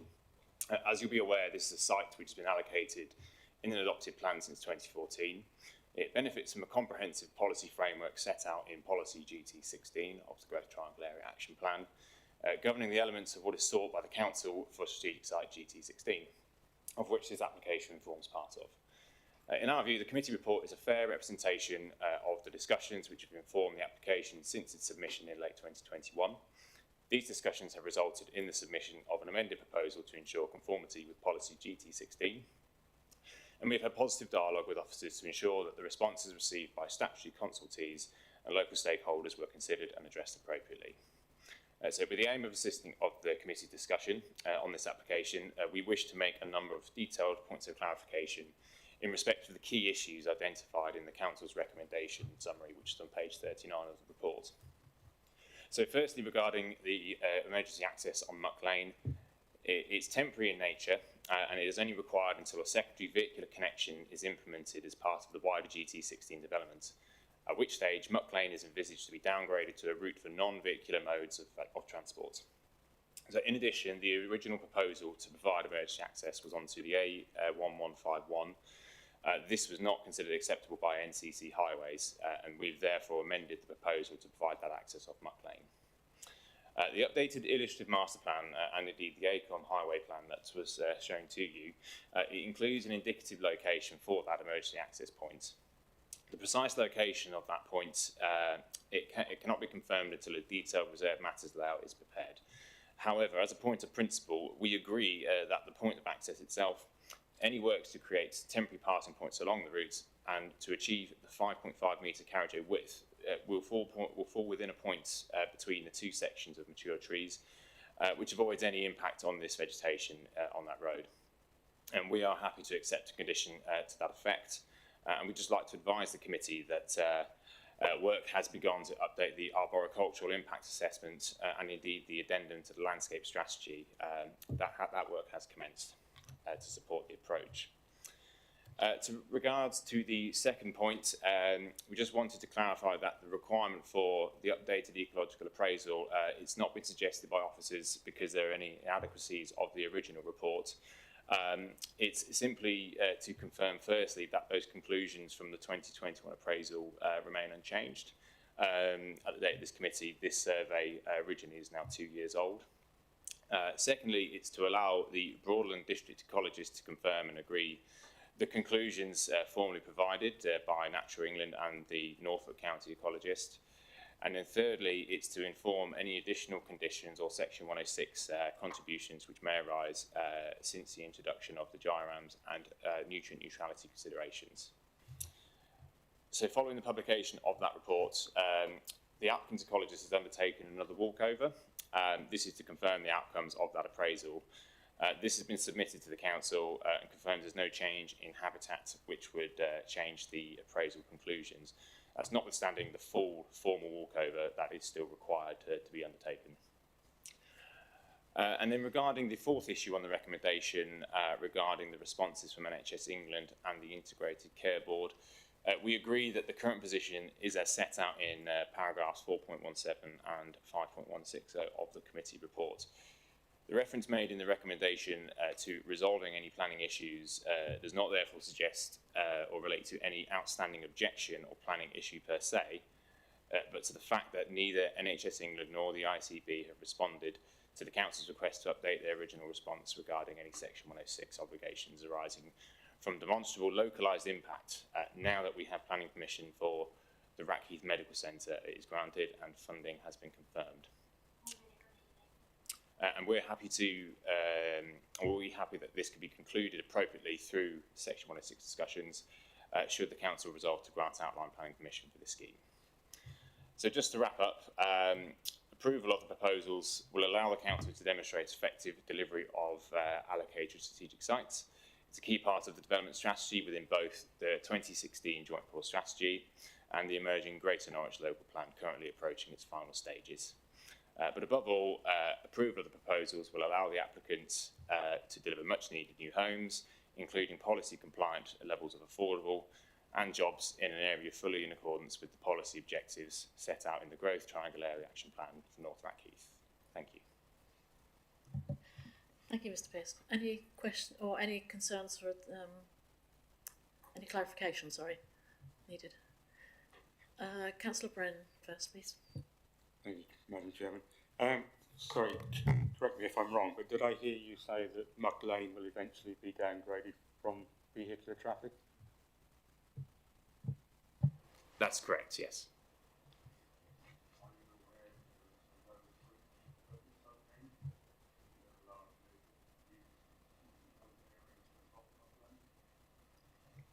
Sorry, which section are you referring to, just for my benefit? Thank you. Yeah, Muck Lane runs from the A1151 right through to basically East Alex Road. It changes up the railway bridge. That has a very low height limit. To the north of Muck Lane, near to the railway station, there is another small employment area, one of which is a hire company, which has large vehicles, which won't pass under that railway bridge. So why are you proposing that you close Muck Lane at its northern end so that large vehicles can't get out? What about agricultural vehicles? They can't get under that bridge either. So, as far as I'm aware, Muck Lane will be closed insofar as it is related to serve, firstly, our scheme.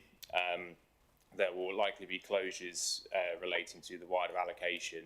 The precise detail of that I can't speak for because it's part of a separate application.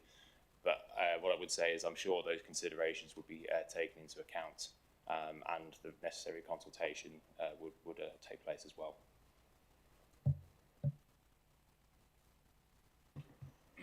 Councillor Orber. So it is, having driven up Muck Lane today, it's not massively wide. Is it going to be big enough to take the sort of traffic that is going to be going to the industrial estate?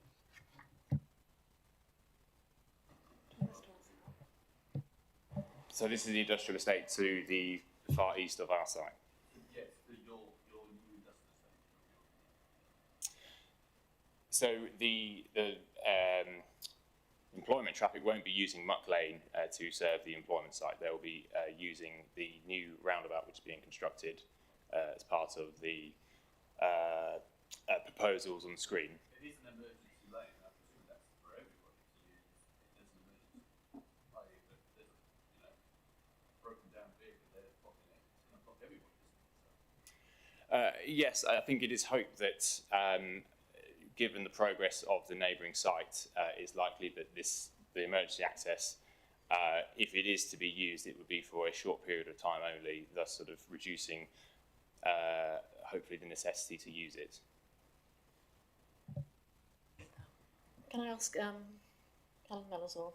planning officer to come in there, please. I'll just let Lana just talk about the detail, but clearly highways wouldn't allow an Yeah. emergency access that wouldn't meet the required standard for what is an emergency access in that event that it may be needed for all traffic. You're right, all traffic would be using that, but they would be going left out onto the Roxham Road, so that would be how they have that secondary access. It is only a temporary arrangement until the whole access and infrastructure coming in, so it's that phasing that we're ensuring that this development, there again, make sure this development is acceptable in its own right, and not dependent on the other side, but also obviously talking to the other side as we move forward. The existing employment that Councillor Brennan talked about, well, obviously that will be addressed as part of how that's accessed through the wider site, because clearly that still does need access. Could I ask Mr. Pearce, just out of curiosity, there's a lot of comments from the Rackheath Community Council. Have you had conversations with them about this development? It was felt that because the site has been allocated for a number of years, there had been some engagement at that point in time. The items that we would normally want to address or engage with the public on had been set out in the policy. So it was felt in this instance that we felt we could proceed with a planning application on that basis.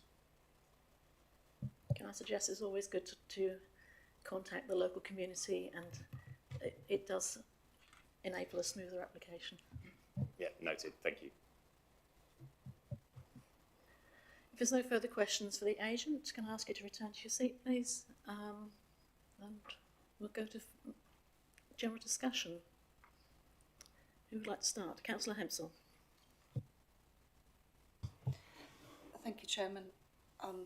I guess I'm just really pleased that this site and this allocation is finally moving, Helen. It's been a long while, and it's technically quite difficult to ensure that the belt and braces are all strapped in place to ensure that because the site as a whole is in separate ownership and promoted by different people, to ensure that it will eventually all pull together. I'd like to move this recommendation, but I'd also like to ask that kind of a note be placed, because the highways consultation response is literally jumbled into one, and I had to do a double take as well, and it was really helpful to have that clarification that a break should have been inserted between the original consultation response and the revised consultation responses. So if that can be documented somewhere along the lines, because otherwise the report, especially as this report is actually asking us to approve the means of access, I think it would be helpful to ensure that those are correct or corrected in some shape or form. But other than that, I'm happy to move recommendation. Thank you. Thank you. Personally, I am pleased to see this come forward. As you said, it's been in the pipeline a long time. There are certain things which I am unsure about, which I hope we can, when it gets to reserved matters, it'll come back to committee and we can sort of flash that out. Do you have a seconder, please? Anybody second? Second. All those in favour, please. Will you please raise your hand?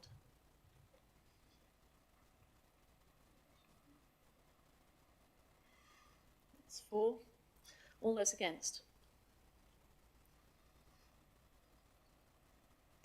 6. That's against 6. Can I? You have got to come up with your evidence and your reasons for refusal before you go to the counter recommendation.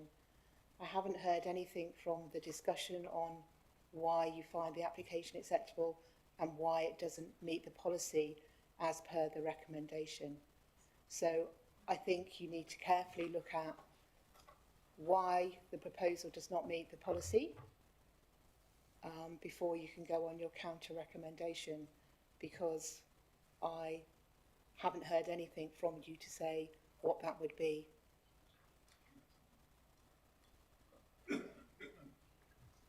Councillor Laming. or Yes. that it would be defendable on appeal, to be honest. I'd like to say I think we didn't really have much of a discussion actually on this application following the proposal. I do have concerns about this application for a number of reasons. First of all, I recognise its expansion into countryside with resulting loss of farmland and biodiversity, but I do accept it is in the local plan. It is GT16, so, you know, that's acceptable. However, this is a small part of the whole plan for GT16, and my main concern is it includes a substantial number of residential properties, 300, which will sit in an area surrounded by land which has been allocated for employment use, potentially as well allocated for employment use in the larger site as well, having looked at the consultation on that's all I can look at really for the Taylor Wimpey site, but there's a consultation on the website and a potential plan put forward for that, which I recognise may change, but at the moment they've got employment use, potentially part of on the other side of Muck Lane, and potentially a sewage treatment plant just up the road off Roxham Road. So I don't feel I have concerns about that. My worry is that residential development is being placed inappropriately without close access to the amenities that it needs, and it's near the impact of potentially noise and traffic, which is generated by employment sites. I do understand that detailed matters of this layout need to be resolved at reserve matter stage, but I do feel that putting an area of housing surrounded in effect by employment use I feel it's a fundamental issue. In this application, I do feel it conflicts with policy BUS2 of the Rackheath Neighbourhood Plan. That says there should be a buffer between residential and industrial development. Looking at the plan, there are buffers, but they're just small strips of public open space or tree belt, or on one side of the development, Muck Lane, on the northeast of the site. And I'm not convinced that that's sufficient. We are as well losing employment space. I know that has to be negotiated, but we're going down from 25 hectares for GT16 to about 17 hectares. There's only that the main access to the development is going to be via the roundabout, which is quite a significant. It's one main access for 300 houses, so there's an emergency access onto Muck Lane, but that's obviously not for permanent use. There's a potential access to the rest of the site through the employment area, which also it does concern me again, because you've got potential impact of employment traffic going close to residential neighbourhoods. I'm also concerned that I recognise there's going to be improvements to pedestrian and cycle ways on the Roxham Road and Green Lane West, but I still think that the nature of this is it's just going to encourage car use, at least definitely in the first few years until the main site is the rest of the site is developed. So yeah, they're my main concerns. I'm going to ask Helen Mills to come back to I appreciate Councillor Lamming's obviously concerns about the application, but I do have to remind those who have not supported the recommendation that it is an outline application, and the issues that have been raised as concern I don't think would be upheld on appeal, because we can mitigate those with the conditions we've proposed, making sure the buffers, making sure the residential amenity can be addressed. The highway, there is no highway issues or evidence from your statutory consultees to say why in highway terms this arrangement is not acceptable. The conditions that can come forward relating to relationship between residential and employment can be addressed. So I don't think on its own, because it's an outline agreeing the principles of the quantum, that those further details can be addressed as a result of those, reserved matters coming forward. We haven't got that detail. They will be addressed as part of that consideration. So unfortunately, I still haven't heard any sort of concrete evidence on why it's contrary to the policy. You can't look at the wider allocation necessarily in relation to the quantum of mix, because this one is coming through as its own. But as we said, it is talking to the wider application, which is coming forward for obviously nearly 4,000 dwellings, 2 schools and a high school, and all the community and local facilities that this development will have direct links to. This development is providing one of the key accesses into the site as well.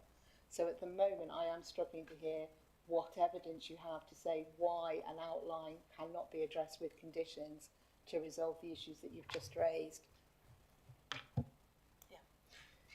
So I can't speak for the other councillors here. I don't know what your thoughts are on this, but I still feel it's not in line with the local plan. It's not in line with the GT allocation, which stipulated at least 25 hectares of land for employment with related transport improvements. So I don't think it accords entirely with the local plan, MPPF 47. I think there's a conflict with residential and employment uses, and I think that affects the amenity for residents. And so that would be JCS policy 2, requiring good design and achieving well-designed places. And it's not in line with policy BUS2 of the Rackheath neighbourhood plan. But I appreciate that's a personal view. I don't know. Can I just come back on that? I think, it's really difficult. I think it's really difficult for members when it's an outline that some of the things that you want to refuse it on potential relationship between uses is not actually because we haven't got that detail. We haven't got that evidence to say why that is. This element of the site, just so you know, is providing more than the percentage of employment that it would need to based on its site area. I think that's correct. So actually it's over providing employment. So we're not losing employment on this element of the site because the percentage overall on the overall site, this site is coming through with a good quantum of employment to meet that policy. So although I appreciate that you have got residential and employment coming forward adjacent to each other, you will have this on all of this site, wherever the employment and residential goes. It's important that that's mitigated through, and I don't think we can say, because we haven't got those buffers, we haven't got that noise assessment to say there will be that impact. We will be having adjacent residential and employment next to each other on the whole of this site, and perhaps that hadn't been appreciated when we did that first recommendation. I've got various councillors who want to speak, but could I ask can we bring this, the reserved matters application, can we bring this back to the committee for those questions to be sorted? Yeah, I can ensure that we do bring back the reserved matters regardless of any call-in. Thank you. I've got Councillor Hempsel first, please. Thank you, Chairman. I found Councillor Lamming's comments really frustrating because what this application is, it's an outline application for access, and the statutory consultee for what we needed to know about today was Norfolk County Council Highways, and as a statutory consultee, well, the planning inspector, if we refuse this today, the planning inspector will look at that consultation response, and based on somebody's opinion on that consultation response, we're going to end up having, this appeal, if we refuse it, will get upheld, and we will get punished thousands of pounds of costs by the applicant. So can I ask, Chairman, can we put some training in place? When I was the cabinet member for planning and conservation, we had regular training, and I appreciate that there are many people in this chamber today who are fairly new to planning, who haven't had, we haven't had big applications come through like this. This application is policy compliant. Officers have worked incredibly hard to bring it to this stage. It has been said time and time and time again, this is an outline application only for access, with all reserved matters have been conditioned within an inch of their life to make sure that they are tied up when the reserved matters application comes forward. I really appreciate your suggestion that the reserved matters comes to this committee so that we can talk about things like buffers, because at the moment that, that internal arrangement is indicative only. Officers said that. It's indicative only. It's not what's actually going to happen. Everything else other than the access is a wish list. So I think at this point, I really urge everybody to reconsider their decision, and we approve this outline application and take on board what the chairman has said sensibly, that we receive the reserved matters application at this committee and ensure that the belt and braces that Councillor Laming has suggested in terms of, the sewage, the layout, the proximity to the industrial site, that we can have a look at and discuss at that point. But it's not appropriate at this moment. Thank you, Chairman. Thank you, Councillor. I'm going to ask Helen Mellors to come back in, please, first. Although the conditions require obviously all that to be considered in the reserved matters, we can add that explicitly in the reserved matters to include appropriate buffers between existing and proposed employment and residential uses come forward. We can make that explicit in the reserved matters if that is something that would, for those who were concerned about the application, could come forward. Councillor Orber. Thank you, Chair. I think the reason why I rejected it initially is because we never really had a discussion about it, and that was far too soon for me to make a decision, and I wanted to have the opportunity to discuss it. I appreciate it's an outline application. There is a lot of uncertainty about what the site's going to be like, the actual design of it, and there are a lot of questions I'd like to ask, but I can't because we don't know what the actual detail. All your questions will come back on the reserved matters. This is an outline planning. Can I just? I've got one point to make. Sorry, I'll shut up then. All I want really is some assurance that perhaps somewhere down the line we can have another look at this when there is a little bit more detail. I think I would be happy to support that if. That is what I've agreed. On reserved matters, we'll come back to the planning committee. I'm agreeing with you then. Does anybody else have any comments before? Councillor? Yeah, I would just like to say about the congestion on Roxham Road, because with another 300 houses, Roxham Road is badly congested now from the Roxham roundabout up to Roxham. I think with 300 houses it's going to make it even worse. So I would say that proviso that the highways do a mass survey on the amount of traffic that is going to go through that roundabout. I would sort of ask for that to be brought into the equation. I can confirm, Councillor Johnson, that that's already been done. So the modelling that has to be done as part of this application in a transport assessment has to model all existing traffic, and traffic counts are often done to make sure that goes into the model, plus all future traffic that will be using that. Sorry, my mic went off. So that has already been done. The Highway Authority have then asked for lots of more detail to come forward in that reserved matters, which is what we have control over. So how the design works, how the impacts are addressed, will come forward in that reserved matters. But I wouldn't be able to ask for another survey to be done because that has already been modelled for the Highway Authority, who, as Councillor Hempsel has already said, we are only approving the detail on this application of the proposed access arrangements to this site, which does take into account that it will be linking into the wider site. So all that traffic modelling, I can assure you, has been done. The detail of how that internally works still needs to be agreed by the Highway Authority with any future applications, as well as us as officers ensuring that future amenity, protecting existing employment areas have to be protected. We will not be putting a layout to you that doesn't address all of those concerns that have been raised by you already, as part of why you were concerned about it. They will be covered in conditions, and I'm quite happy to explicitly say that those reserved matters will include those buffering measures that you are asking for.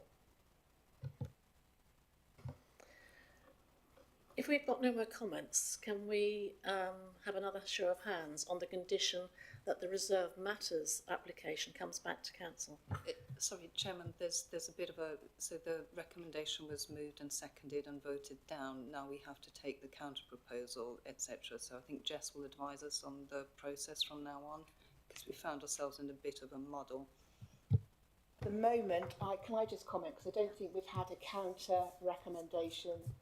The recommendation to refuse hasn't come with a recommendation to say why you're refusing it. So you haven't got a counter recommendation. So you could technically, I'm looking at Jess, to put a counter recommendation, approval or refusal, because at the moment it's just been lost. You could put a counter with additional conditions. Okay, can I put a counter recommendation in with to approve with the additional conditions, please? I'll second.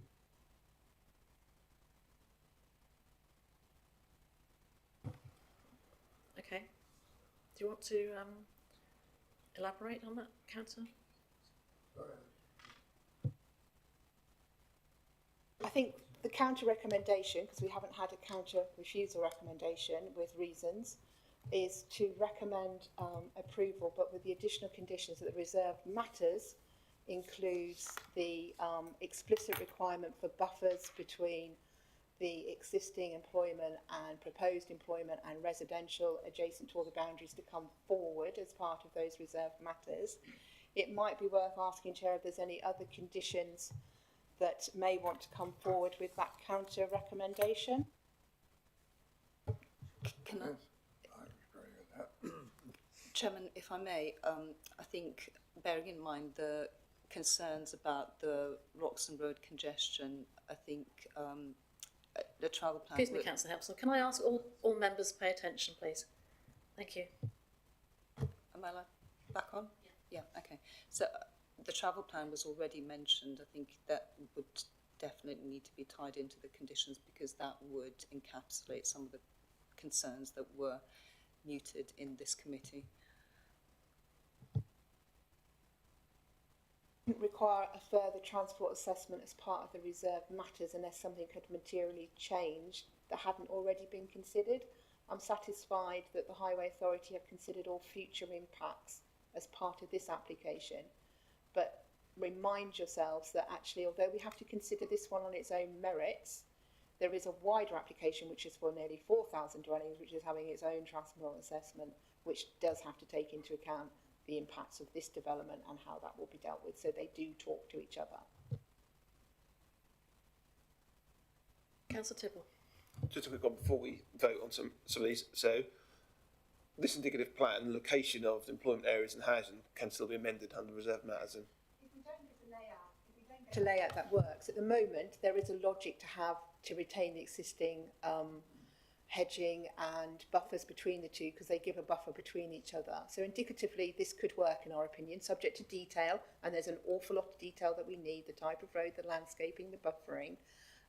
It could be it comes in a slightly different form. What we are agreeing is this quantum, so 300 dwellings up to. It may be that they can't fit 300 on there because of all the condition requirements, and I think that's accepted by any applicant, that until you go into that detail, what we're saying is you can't have any more than that, but sometimes they come in for 20, 30, 1, 2 less than what was the maximum. So that quantum will be looked at coming forward, of which that layout, what we need to ensure is that the connectivity goes through to the wider site.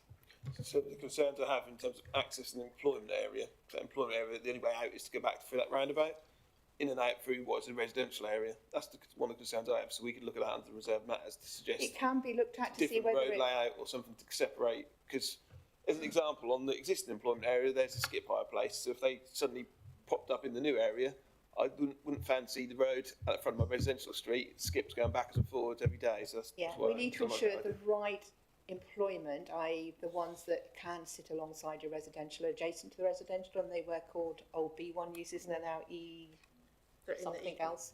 But yes, all that sort of thing we will make sure when we have that final layout. So if we have, where we have some units, we might say they can only be used as that, because they're the closest to the residential. The residential proposed adjacent to the existing employment area will have to look at the, if you like, the permitted use on that site, which is normally that general industrial, which has that loudest noise. So we'll have to make sure the buffer there is the greatest to make sure there isn't an impact on each other. That all flows through that reserve matters and that final design. Okay. Got a counter recommendation in a second. Can I ask Jess just to read out the counter recommendation, please, which Helen... Oh, Helen did. Okay. Right, so the counter recommendation, because the first one was lost, was to add to the reserve matter condition that the buffers between existing and proposed employment areas shall be part of those reserve matters. Making that explicitly clear, so there's no... That's not what I thought. I thought the counter proposal would be that this whole planning application comes back to us once there's more detail. That was what I was... No, I think what we've agreed is that the reserve matters. So this outline, planning permission, will be agreed with its very high level principles, the access to 300 dwellings and that quantum of employment, with all the conditions and the requirements, plus making the reserve matters explicitly saying all of those sort of buffers which you've been particularly concerned about will come forward as part of those reserve matters. There would then have to be a subsequent application to come forward with all of that detail, of which would come through the committee cycle. You understand? Well, yes, I understand what you're saying, and I don't think it addresses the points that I had, and I'm sorry if I'm boring some people, but it is, we are all representing our communities here, and we all are trying to do the best for our communities. So it's just unnecessary sometimes that we have to hammer out what it is we are agreeing. So I think that, so what you're saying then I think is that you're just adding more responsibility on your behalf to more conditions perhaps on the application that you will want them to satisfy. I think that's what you're saying, isn't it? It's because this is an outline application that doesn't have to give us the detail of any residential layout. So we're not approving any layout. So this application doesn't have to require that. So we can't just defer this application to ask for more detail because we can't ask for that as part of this outline. This outline is just agreeing those principles. Because I really appreciate your concerns about making sure that, if you like, relationship between employment and housing and how that relates is really key. And we do, and access. Well, the access point is the only bit that's been agreed. So the internal layout has to still be agreed as part of the reserve matters. The internal layout isn't a problem, it's the access as far as I'm concerned to everything else. Yeah. And that's relying on everything else that's happening in this big site. Access has been agreed by your highway authority with all the evidence, with all the transport assessment to say the design of that link into this site is acceptable. So unless you have evidence to say why that proposed access into the site is not acceptable, then unfortunately you haven't got a reason for refusal that you can defend on appeal. Okay. Councillor Tipple. In terms of the access, because obviously you've got the rest of the site, do we know where the proposed access to the rest of the site is? And because obviously this site will need secondary access, obviously once Muck Lane's closed. Do we even know where that secondary access is? And what I'm trying to work out is the access is obviously appropriate for, according to highways, for this site, this application, but how does that fit in with the whole GT16? So this access is also acceptable to link into the GT16 site. Okay, go on, chat. I think we've had clear instructions from highways that this is fine. I would like to second the counter recommendation. So all those in favour, please raise your hand. That's unanimous. Thank you.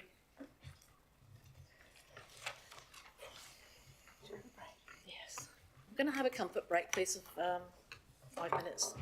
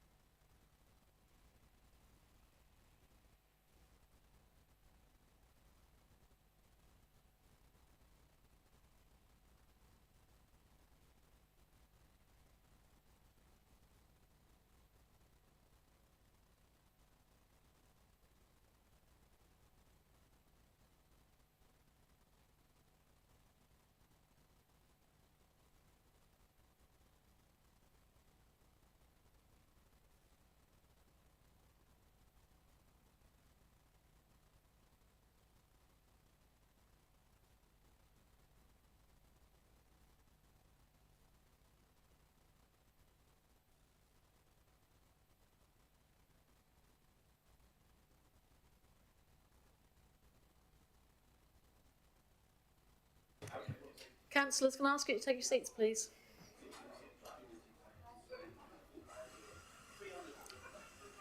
Councillors, can you please return to your seats?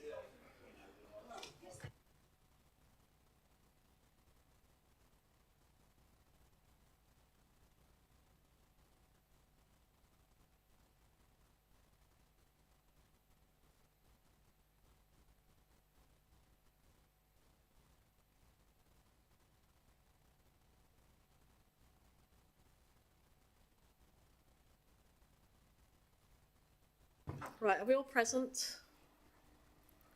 We're going to be swapping applications. We're going to go to application 4 and then we'll do application 3 after that. Right, application 4 is exercise fields for dog exercise at Horsted. I'm going to ask Peter to present the application, please.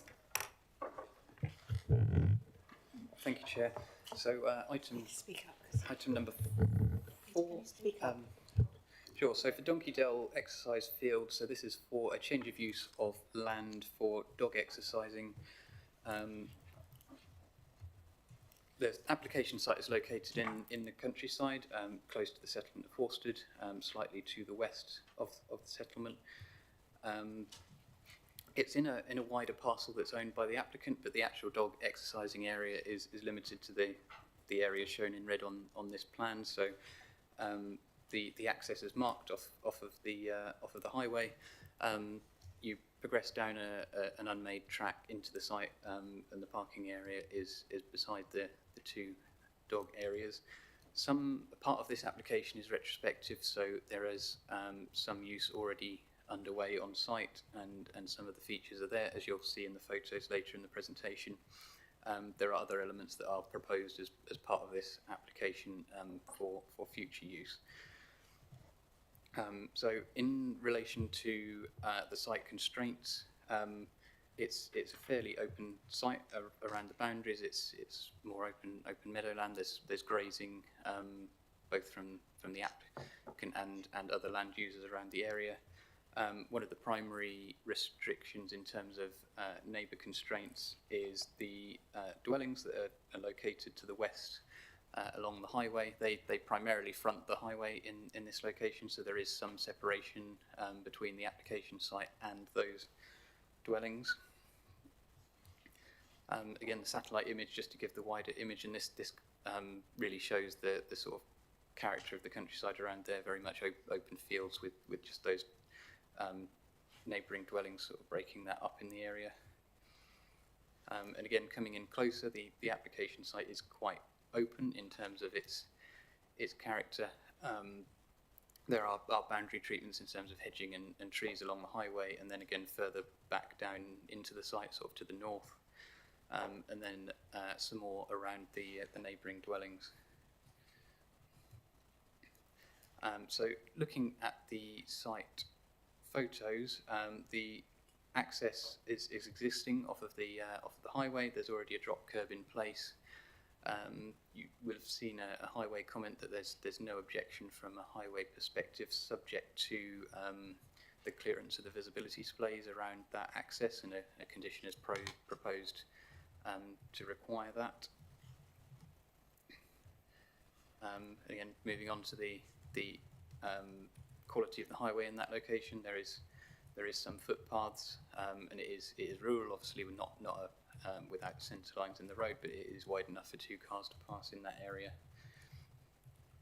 Moving into the site, as you walk down, there's a smaller car park area closer to the highway, and then the track on the left-hand side of that image as you progress down towards the main dog exercise area of the site. Again, following turning around actually to look back at the site entrance from inside the site, you can see the vegetated boundaries of the neighbouring dwellings, and they're the primary receptors in terms of where the potential impacts in relation to noise may occur. Ending up at the bottom end of the site, so this is the primary parking area, so the one that's closest to the dog exercise field. So difficult to see because it's all open, which is why we've marked up the photo, but we've got the larger exercise field on the right-hand side and then the smaller one in front on the left. And then another view looking at the second field down towards the bottom end of the site and the footpath in order to get there. And this one shows a bit more clearly the fencing arrangement in terms of fencing off those areas for the containment of the dogs for exercise. I'll come on at the end of the presentation a little bit more about why that's been done and what the constraints are around the ground disturbance of the site, because that's an important factor on this particular one. And again, a few closer up images of the boundary treatments and some of the waste facilities which are contained, and I'll come on to that again in a short time. So coming back to the wider site, there are a number of constraints on this site that form quite a critical element of the way it's been assessed. So I think the first and primary one, which you'll have picked up in terms of the way the fences are done on the photos, that this is the site of, there's a subsurface ancient monument in this particular location. So the application originally received objection from Historic England. Unlike some other ancient monuments, this is a purely subsurface ancient monument, so it is known that there are features under the ground. So if you don't disturb the ground, we know you won't disturb the features. Hence why Historic England would be against putting any more substantial boundary treatment in. They really wouldn't want holes being dug and that sort of thing as a matter of principle on there. I think further to that, any ground disturbance requires specific Historic England consent and scheduled monument consent outside of the planning process for items such as that. During the course of the application, the applicant has gone and got the necessary agreements from Historic England for what is there now and proposed through this application. So I think while the fence type is not one we'd necessarily look for on something like this, we'd go for a more timber post and rail sort of field type fencing on balance with the historic constraints of the site and trying not to disturb the subsurface features. What's there is acceptable on balance with that constraint in place. I think the second very important item is how the site is proposed to be controlled. So the application has been assessed by the Environmental Services team in terms of noise and other disturbance on neighbouring properties, and by the case officer again when that response came back. So in terms of how we would look at that, it's a combination of what is happening on the site, what the potential for noise is, and then how far the site is from neighbouring dwellings, what are the mitigating factors in between them. So recommendations have come back to limit both hours of operation and number of dogs within the site. And then on top of that, there is a site management plan which has been submitted, and then that has been conditioned as well. I think the last condition on the list in relation to that, and that controls items such as waste disposal, conduct on the site, how the site is managed in that relation. In terms of the operating hours, because it's a very important factor of the decision, the proposed condition would allow 7 a.m. to 9 p.m. or 7 a.m. till dusk, Monday through Friday, with a less number of dogs before 8 in the morning. So between 7 and 8, the number of dogs would be 6 across the two fields, and then between 8 and dusk, it would be 10, and then Saturdays, Sundays, bank holidays, the timings would be 8 a.m. till 8 or till dusk, and then obviously we've not got the early times. So that's the 10 dogs applying through that whole time. As I said, that's been assessed by the Environmental Services team and recommended based on the proximity to the dwellings and the limits to try and ease any potential noise impact. I think in terms of the reason for varying the number of dogs for different times, as the theory being that if there's less dogs there, you'd not be able to hold the classes and there'd be less chance for interaction and, I guess, winding each other up, essentially, to cause that noise off of the site. In the management plan that's been submitted and is proposed to be conditioned as part of the application, there are other mitigating features such as staggering the start times for the two fields so you don't have both parties arriving at the same time. And the limit on the number of dogs would apply across the site, not to each individual field. So, for example, if a class was going on with 10 on one of the fields, the other field would have to be out of use completely in order to comply with that condition. So on the basis that we've got those proposed limits in place through the conditions, it's considered that on balance the impact on neighbours in terms of the amenity is acceptable and in line with the policy requirements in this particular instance.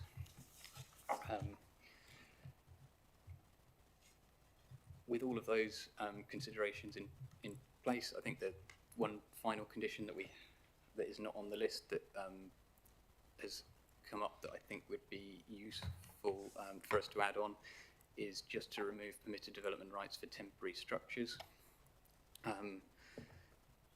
That would be partly as a result of the ancient monument, just to control the potential impact on that, and partly to control the future operation of the site in terms of assessing any potential growth through the addition of that sort of thing on there.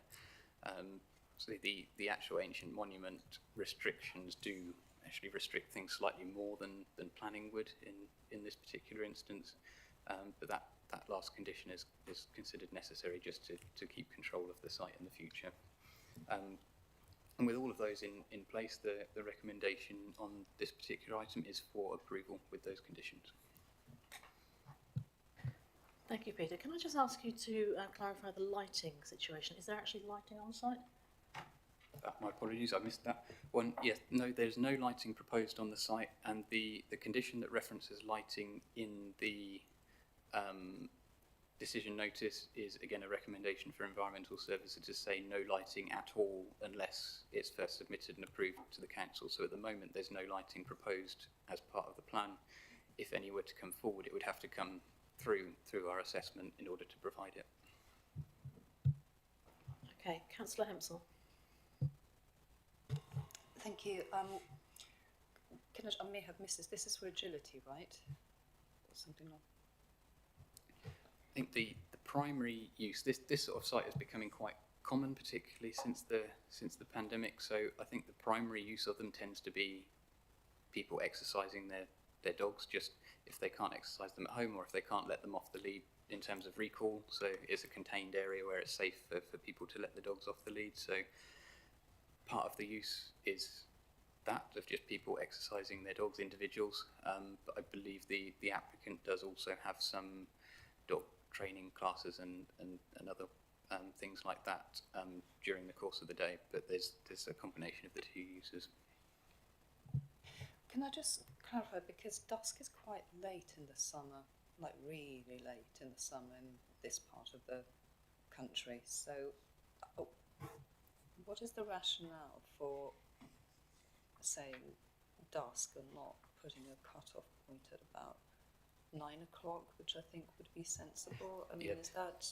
No, sorry, there's so many different timings on here. I got my words mixed up a little bit. So it is dusk or 9, Monday to Friday, whichever's earliest, and then dusk or 8 on the Saturdays, Sundays and bank holidays, whichever is earliest.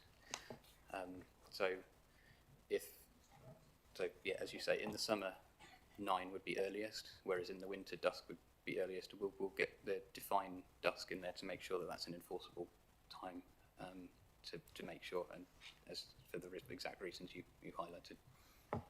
So presumably in the winter time it will be less time because dusk was going to be like maybe 4 or 5 o'clock. Yes. Yeah. Okay. Yeah. Can I just come back? Certainly. Yes. So will the gates be locked like they would on children's areas, or is this just you may not use this area after dusk or after 4 p.m? That's clarification I'd like to see, please. Well, within the management plan that forms part of the condition, I've got the printout of it here. There is a booking system, so it's not just open access for anybody to walk on and use. It is pre-booked, you get allocated a time, so it would be locked and unable to be used outside of those times because the booking system would be able to restrict to those times that were conditioned on the application. Councillor Bowie. Thank you, Chair. I just realized that I know Merlin and she is my social media friend, but we didn't ever have any discussion about all these things. So I just would like to, I forgot, I didn't realize when when you asked, is there any declaration of interest? I didn't know that, but I just realized, so I would like to, That's understandable. I had the same issue today. Thank you. Any more questions for the planning officer? No? Okay. We'll go straight to public speaking. We have one objector, which is Ange Childerhouse. Would you like to come forward, please?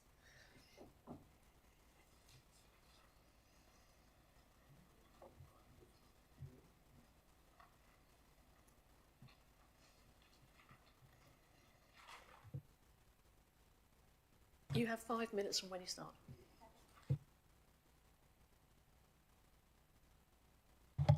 Lovely, thank you. Right, good morning. Thank you for allowing me for my concerns to be heard this morning. I will try and keep it brief as to who I am and what I am about.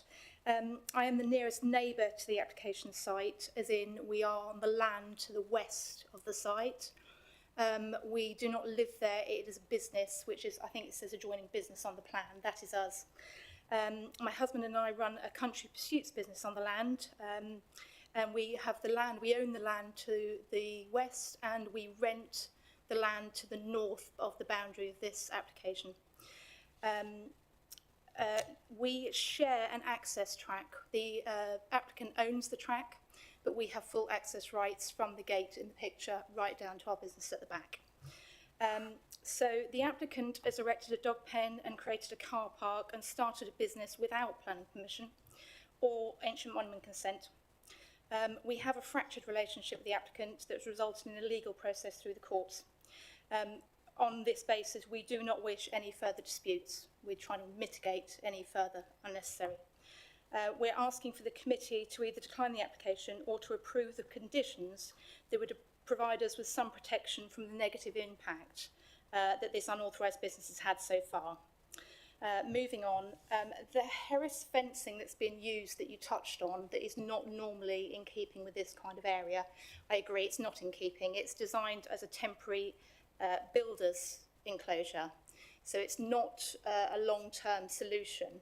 However, the Harris fencing is propped up by some old fence posts because it's leaning over. It's not overly structurally sound. My concern is that a heavier dog jumping on that is just going to finish it, and it's not fit for purpose. You've touched on that it's English heritage or natural England, whichever you wish to call us, that they have stipulations where you can't put stuff into the ground. Well, if you look closely on the photos, the fence posts are actually in the ground. So there could be alternative fencing already attached to existing fencing without having further impact on the land. The existing pen, as I said, is not sturdy enough. There's no ground skirt round the Harris fencing, so it's very easy for dogs to dig out and tunnel under. And if you're looking at other businesses that have started up in the area, they all seem to have ground skirts to stop animals digging out. The dogs are not only just been exercised in pens, as you've said, the pen that's existing there. There is evidence of dogs being exercised on an extendable lead, but on the actual field, on the general site itself. So it's not just enclosed into a pen. As of Saturday, the 30th, at 11:12 a.m, there was a loose dog running around with its lead attached that unfortunately would not recall to its owner. Luckily for us, we have the sheep in the front field, and luckily for us, unluckily for the donkeys, it did head towards the donkeys. It didn't cause any damage, and the owner did, in about 15 minutes, manage to catch it again. But my point being that there is no boundary fence to stop loose animals. We go straight onto farmland to the north and straight onto our land at the west with no protection. So we would like the applicant to provide a dog-proof boundary fence to prevent escapees. And as some of your approvals have put on their things, that 80% of the dogs are reactive, nervous or anxious, as the applicants have stated. So it's not just everyday pet pooches that we need to safeguard against. And with the spate of dog attacks at the moment, we all need to be quite aware that we need to protect each other from any incidents that may happen. So I would like a boundary fence rather than just a fence around the pen itself. Sorry? Thank you. Toilets. This has been an ongoing problem since the pen was opened. We've kept a record of evidence and we've had 7 lots of human excrement on our field since July. The last one being on the 23rd of September. It is definitely human, it has a toilet roll attached to it.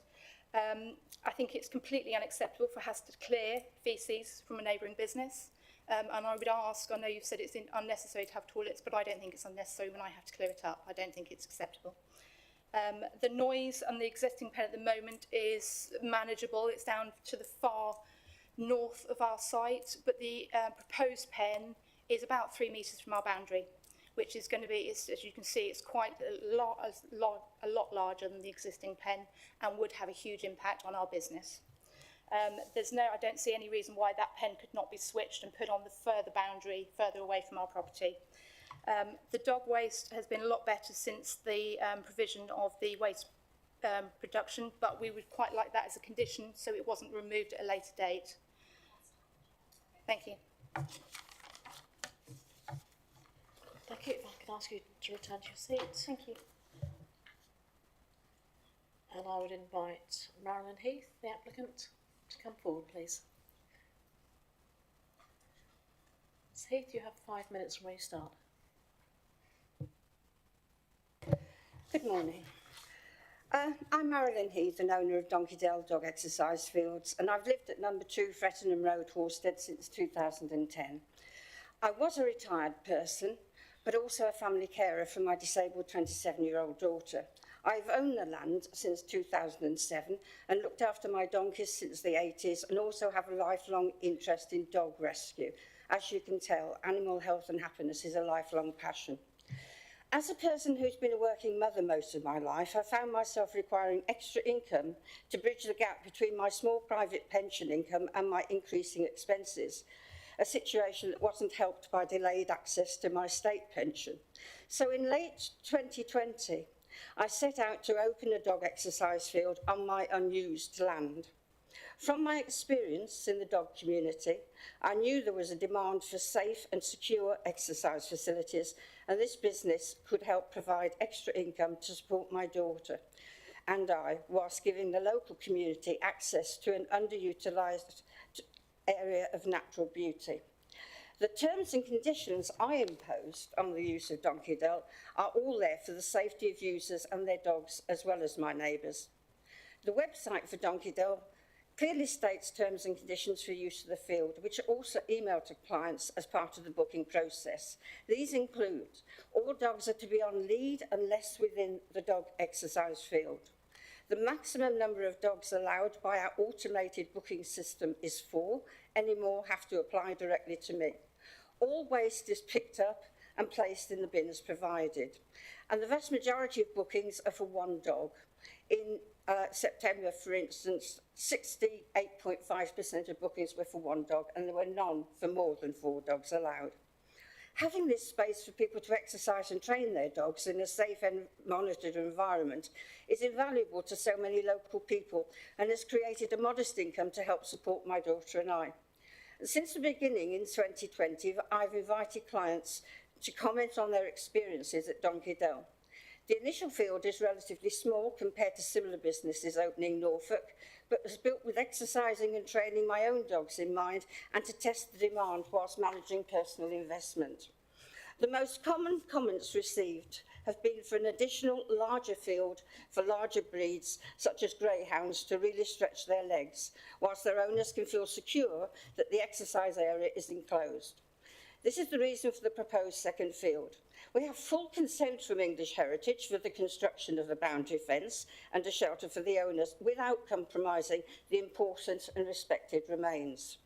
We have a contract with Broadland District Council for removal of dog waste from the site weekly. This was arranged with the help of an officer from Environmental Health who arrived unannounced one day and inspected my gardens at home and Donkey Dell itself and stated he could not understand the complaint raised and asked if I was being harassed and said he would bring it up with the local policeman. So I would like to point out that I am not the only user of my track, and although I own it, Mr and Mrs Childerhouse use it for their commercial shooting parties and their contractors and their dogs. Also, they use the track and leave the premises after dark. Any cars parked outside are nothing to do with Donkey Dell, since all parking is on site, but from other visitors visiting the fields on both sides of the road. So, as the planners have stated, this is a sensible, appropriate use of this land. This is a much-needed Broadland facility, and we have fully complied with the information requested with the amendments suggested. It is a source of great personal pride that we were recently voted the second best dog field in Norfolk, the first having a much larger field than our existing one and about to open their second field. In order to sustain our business, especially in these terms of rising expenses, we need to build this second and larger field which will satisfy all our clients' needs. Finally, I would like to stress once more that this small business provides self-employment for myself, opportunities of employment for my daughter, work for our contractors in building the field, and any maintenance which is beyond our capabilities. I would therefore request that the Council approve this application. Thank you, Ms Heath. If you'd just like to stay there for a minute. Yeah. I do have an apology to make. I didn't allow the committee to ask any questions from Mrs Childerhouse. Do you have any questions for the lady? No? Do you have any questions for Mrs Heath? Lana?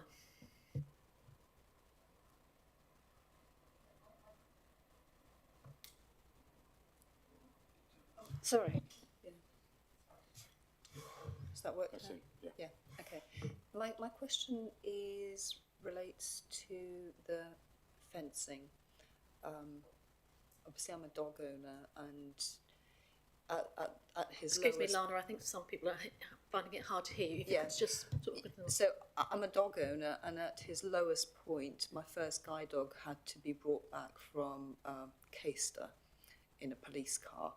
So can you, and this is from ACOL, so he did go very far. Are you absolutely certain, because I wouldn't necessarily install Harris fencing as part of my dog secure area in my garden, I understand that this has got approval, but is this actually secure, especially when it comes to like smaller dogs like terriers who will, you know, burrow under, or Jack Russells, or, you know, other smaller dogs who will literally pop down, you know, a mole hole if they have to in order to get to where they need to be? I just can't see that this fencing is adequate. Mrs Heath, can you put your microphone on, please? Sorry, right. The first field, as we said, this is retrospective because this started in lockdown. We don't need to go into all that. The first field has been open for 3 years, and we've had all types of dogs, from Chihuahuas to Rottweilers, and we have not lost a dog. And basically, the fencing has to be that way because of English heritage. It is actually, and as approved for the second field, just the same. The fencing goes into the ground about 4 inches, and then the soil is put back over, so it's actually in the ground. And all the fences are joined together by steel things and a steel wrap. And then there are posts that also, because up there it's quite windy, if we have any gales or an extra security. The new field has been agreed by English Heritage in the same construction, with posts every 3 fences, so it minimises the posts. The initial starting point of the field, there is already a fence there, a donkey fence that will be raised by the Harris to the height, because a lot of fields, we're told, don't have a 6-foot height and dogs can climb out. And so, you know, the proof of the pudding is in the eating. We have this field and we haven't had any issues whatsoever in 3 years. So can you confirm there's no gap between the bottom of the Harris fencing There and is the no ground? gap, it goes into the ground. Goes into the ground, okay. Councillor Alber.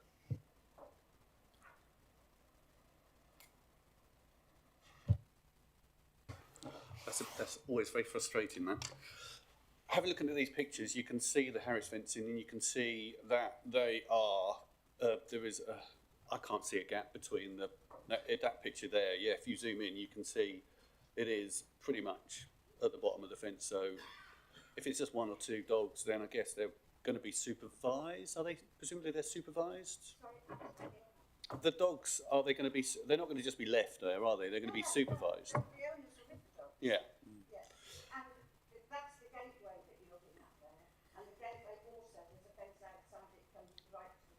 Yep.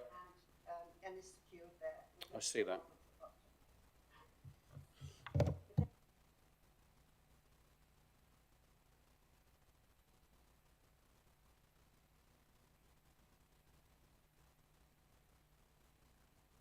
Okay, any more questions for Mrs Harris? Oh, sorry, Mrs Heath. No? Okay, would you like to return to your seat, please? Thank you. Go to open discussion. Any comments? Lana. Thank you, Chairman. I just have a couple of points for the officers. Obviously, I can't pretend I didn't hear that the comment about human excrement. Has that issue been raised with our environmental health team as to, because I presume that because there's no food outlet there is no necessity to provide facilities for humans. And my second point is to reinforce that all PD rights are removed so that no other structures can be erected on the site. Yeah, so in terms of the human side of things, because of the nature of the use, as you suggest, there's no requirement from planning side to have toilet facilities on there. So we can't, through condition, control people's behaviour if they want to behave like that. We're very limited in what we can do. I think because of what it's used for in terms of exercising dogs, people might go out to walk their dog for an hour, and you wouldn't necessarily expect that sort of facility on the route on a park or anything else necessarily. So it's a similar situation, and that's very much outside of our control in this particular instance. And then with regard to your second question, I can confirm that we will put the condition on removing PD rights for temporary structures. Any further comments? Okay, do we have a proposal? Anna? Seconder, please. Ken? All those in favour of this application, please raise your hand.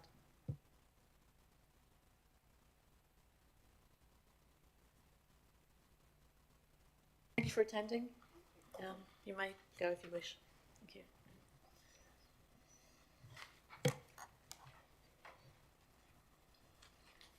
Right, we'll go back to application 3. It's plot 2C at Posick, and I invite Tim Barker to present for that application.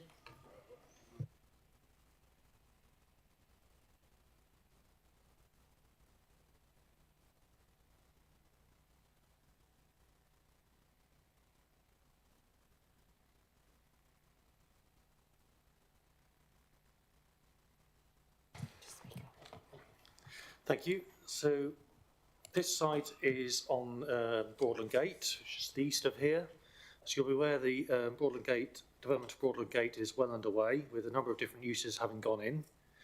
These include, amongst others, the new police station, offices, grid-served charging stations to the south of the plan you can see here, and then the little McDonald's, which you can see marked, adjacent to the site.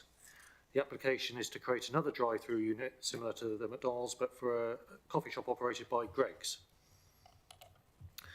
Here you can see the site again from above, which is currently undeveloped. Also to note here is in the sort of the centre of the photo image you can see here, there's a number of sort of red tiled buildings. These are residential properties on the Heath Farm site, which Broadland Gate development surrounds. Going through some photos of the site. So this is on the Maple Way, the Spine Road, with the roundabout to the southeast of the site. You can see the site there with the McDonald's behind, and then the Lidl to the left of the photo. Moving to this photo of the mini roundabout further to the north. This is where the site would be accessed from. It's also the access to the McDonald's. You can see the McDonald's markings on the road. The actual McDonald's store is to the right of this photo.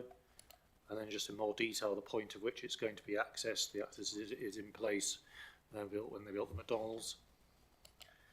And then this is Maple Way from that first roundabout on the southeast of the site. Maple Way along forming the southern boundary of the site. Just to note here is the bund on the left of the photo with the planting on it. That is the bund which forms the kind of buffer between the Broadland Gate development and the Heath Farm residential properties you saw on the aerial image. So this is how the site is to be laid out. You can see that access to the top right corner from the next to the McDonald's, and then the actual store on the southern towards the southern boundary of the site, with the drive-through lane circulating around the store, and then the parking area, which includes 3 EV charging points in the northern portion of the site. These are the elevations of it, which is of a commercial premises really, which is what you'd expect in this location. This visualisation comes to the accompanying advertisement consent application, but it gives you an idea of how it's going to look from that roundabout again on the southeast of the corner on the Maple Way, with the, you can see the McDonald's on the right and the Lidl on the left in the background.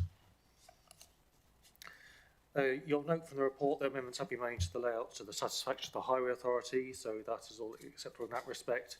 In regard to the impact on neighbouring properties, for the reasons set out in the report, including the separation distance and the presence of the bunding and planting that you saw in the earlier photo, it is considered that the impact of the development is acceptable. In regard to drainage, there have been further discussions since the writing of the report to address the outstanding issue of ensuring any surface water runoff from the site is appropriately cleansed before going into either the soakaway or the detention basin. A solution has been provisionally agreed, which we are just waiting the detail of, and we anticipate from those discussions that the lead local authority will remove their objection. As such, it is considered that the proposed development can be accommodated on the site.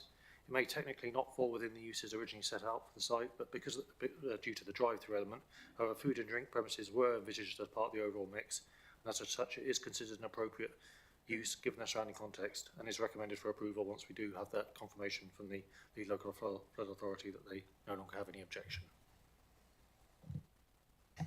Thank you. Any matters of clarification for the officer? Yes, Councillor Tibble. Yeah, you said that this technically conflicts with the policy in GT10 due to the drive-through element. So how does we've already got a drive-through next door?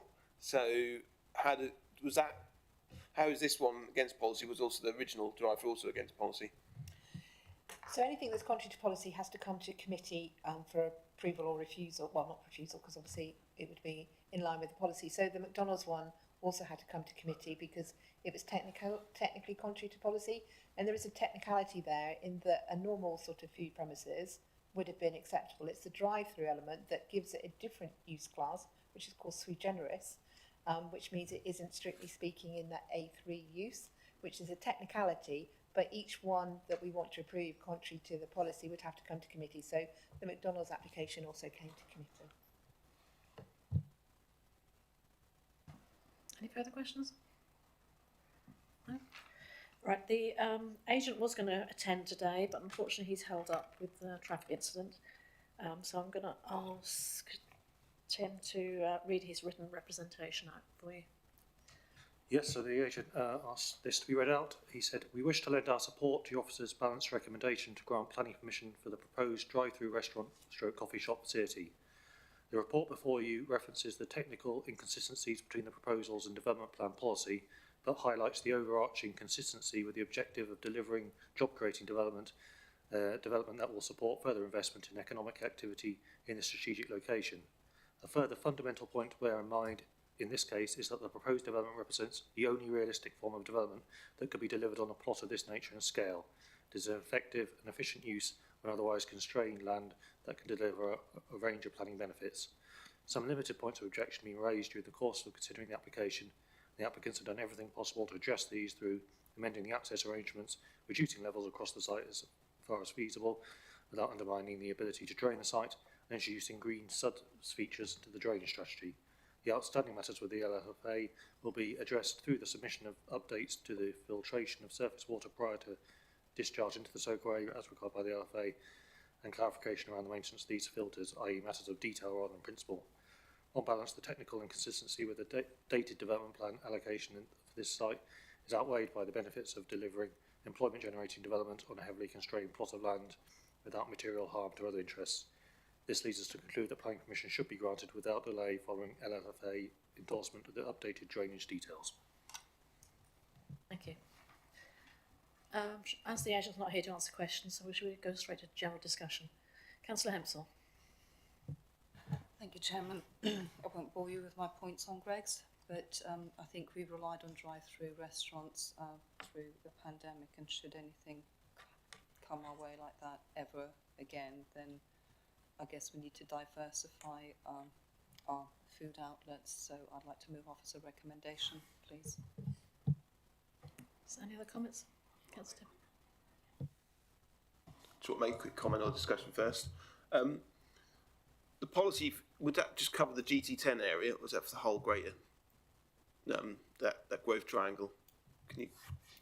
It's just for the Broadland Gate development, so in terms of this sort of area here. Going forward, bearing in mind this is on Poswick on a main highway in the junction and all that kind of stuff, it seems odd that put policy restriction for no drive-throughs, and that means just these kind of things have come to the council twice. Seems a little bit, to me, out of keeping that we said no drive-throughs on a employment area right on top of the main Poswick junction. So maybe in future, when we do look at policies for parcels of land like this, we consider, because to my view, it's a lot of time and effort wasted to approve something that probably, as has been put here, is in keeping with the other businesses. It doesn't look out of place, and I've got no problems at all with it. Thank you. Any further comments? Can I ask for a seconder? Councillor Brennan, thank you. All those in favour of this application, please raise your hand. Thank you. It's unanimous. Thank you.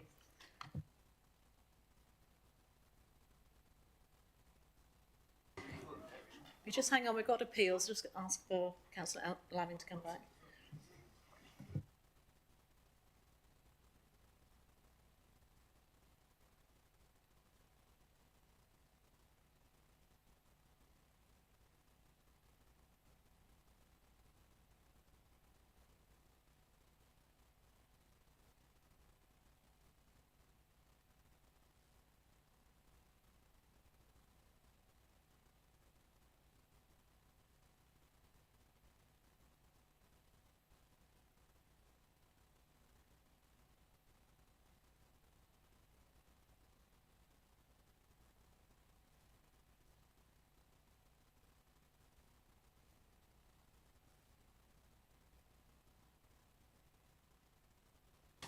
I'm going to ask Chris Rain to update us on appeals.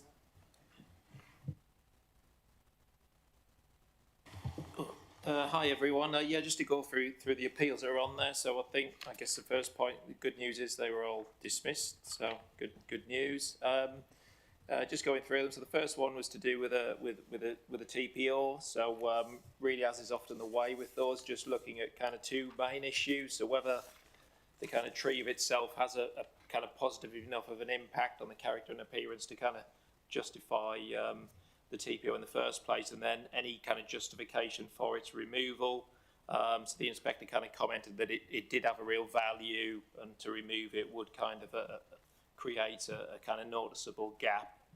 So he agreed with us that it was worthwhile TPOing it, and then he just confirmed that the reasons put forward were kind of insufficient to justify removing such an important tree. So yeah, good decision on that one. And the next one was a site for some sort of holiday type units. So kind of three main issues identified. So they were looking at whether it was a suitable location, looking at kind of access to sustainable travel, and then kind of highway safety. So if we just look at those in turn. So the inspector had some concerns about it wasn't actually an expansion of a business, seemingly due to the kind of dubious history associated with the site. They didn't feel like there'd been sufficient kind of site-specific demand demonstrated within the case. They didn't feel like whatever need existed wasn't already met by existing kind of holiday stock within that part of the district. And then they hadn't really expanded sufficiently on the kind of viability of the business. So again, they were kind of agreeing with the council that they hadn't had a strong enough case put forward. They agreed with the council that in terms of access to sustainable travel, there would be an over-reliance on the car. Obviously did note that it was a holiday use, but still felt they should have better links to sustainable transport. And then just in terms of the highway safety point, seemed like it was more a case of the inability to kind of control the maintenance of the visibility displays. So I think it was one of those ones you couldn't put a condition on it because the person who was responsible for the condition didn't have the ability to control the visibility display. So a bit of a kind of technicality on that one. So good decision. They'd agreed with everything that the kind of officer had put forward. Next one on the list was at Thorpe St Andrew. Again, that was another TPO appeal. Very similar to that first one we've just gone through. So again, they agreed that the tree made a positive contribution and it was justifiable to have a TPO on it.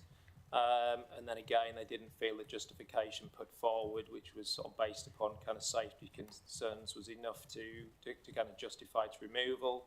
So again, another kind of decision where they agreed with the officers. Next one is a site in Upton. So three main issues identified: character and appearance, accessibility, so really looking at kind of sustainable travel again, and then biodiversity. So in terms of character and appearance, the inspector did have a different view to officers insofar as they felt it wasn't necessarily harmful because they didn't feel that it was kind of in the open countryside, and that was kind of due to the relationship with other houses, so it wasn't necessarily just being kind of put in truly open countryside. So he disagreed with us on that point. Having said that, he did agree on the point about sustainability. So again, felt that the access links in terms of pedestrians to services wasn't particularly strong. And then they agreed on the final point about biodiversity. So felt that there was insufficient information on kind of ecological matters to justify taking it forward. So in terms of in the round, he acknowledged that we didn't have a land supply, but actually felt when you do the tilted balance, the harm did outweigh the benefits, so it was kind of dismissed ultimately. Just that the open countryside point we kind of lost on. And then the final one in Taverham was just a garage to the front of a dwelling, so single issue to do with kind of character and appearance. Inspector again agreed with officers, felt it was kind of an incongruous and obtrusive addition to the street scene. They did pick up on the point that the appellant had put forward insofar as there were kind of others in and around Taverham, but felt there weren't truly any that had a kind of direct comparable to this one, so kind of noted those, but didn't feel it was enough to justify it. So again, appeal dismissal. Thank you, Chris. I don't think we have anything else to discuss, so we're going to close the meeting at 12:22. Thank you, councillors. Can I just ask one question?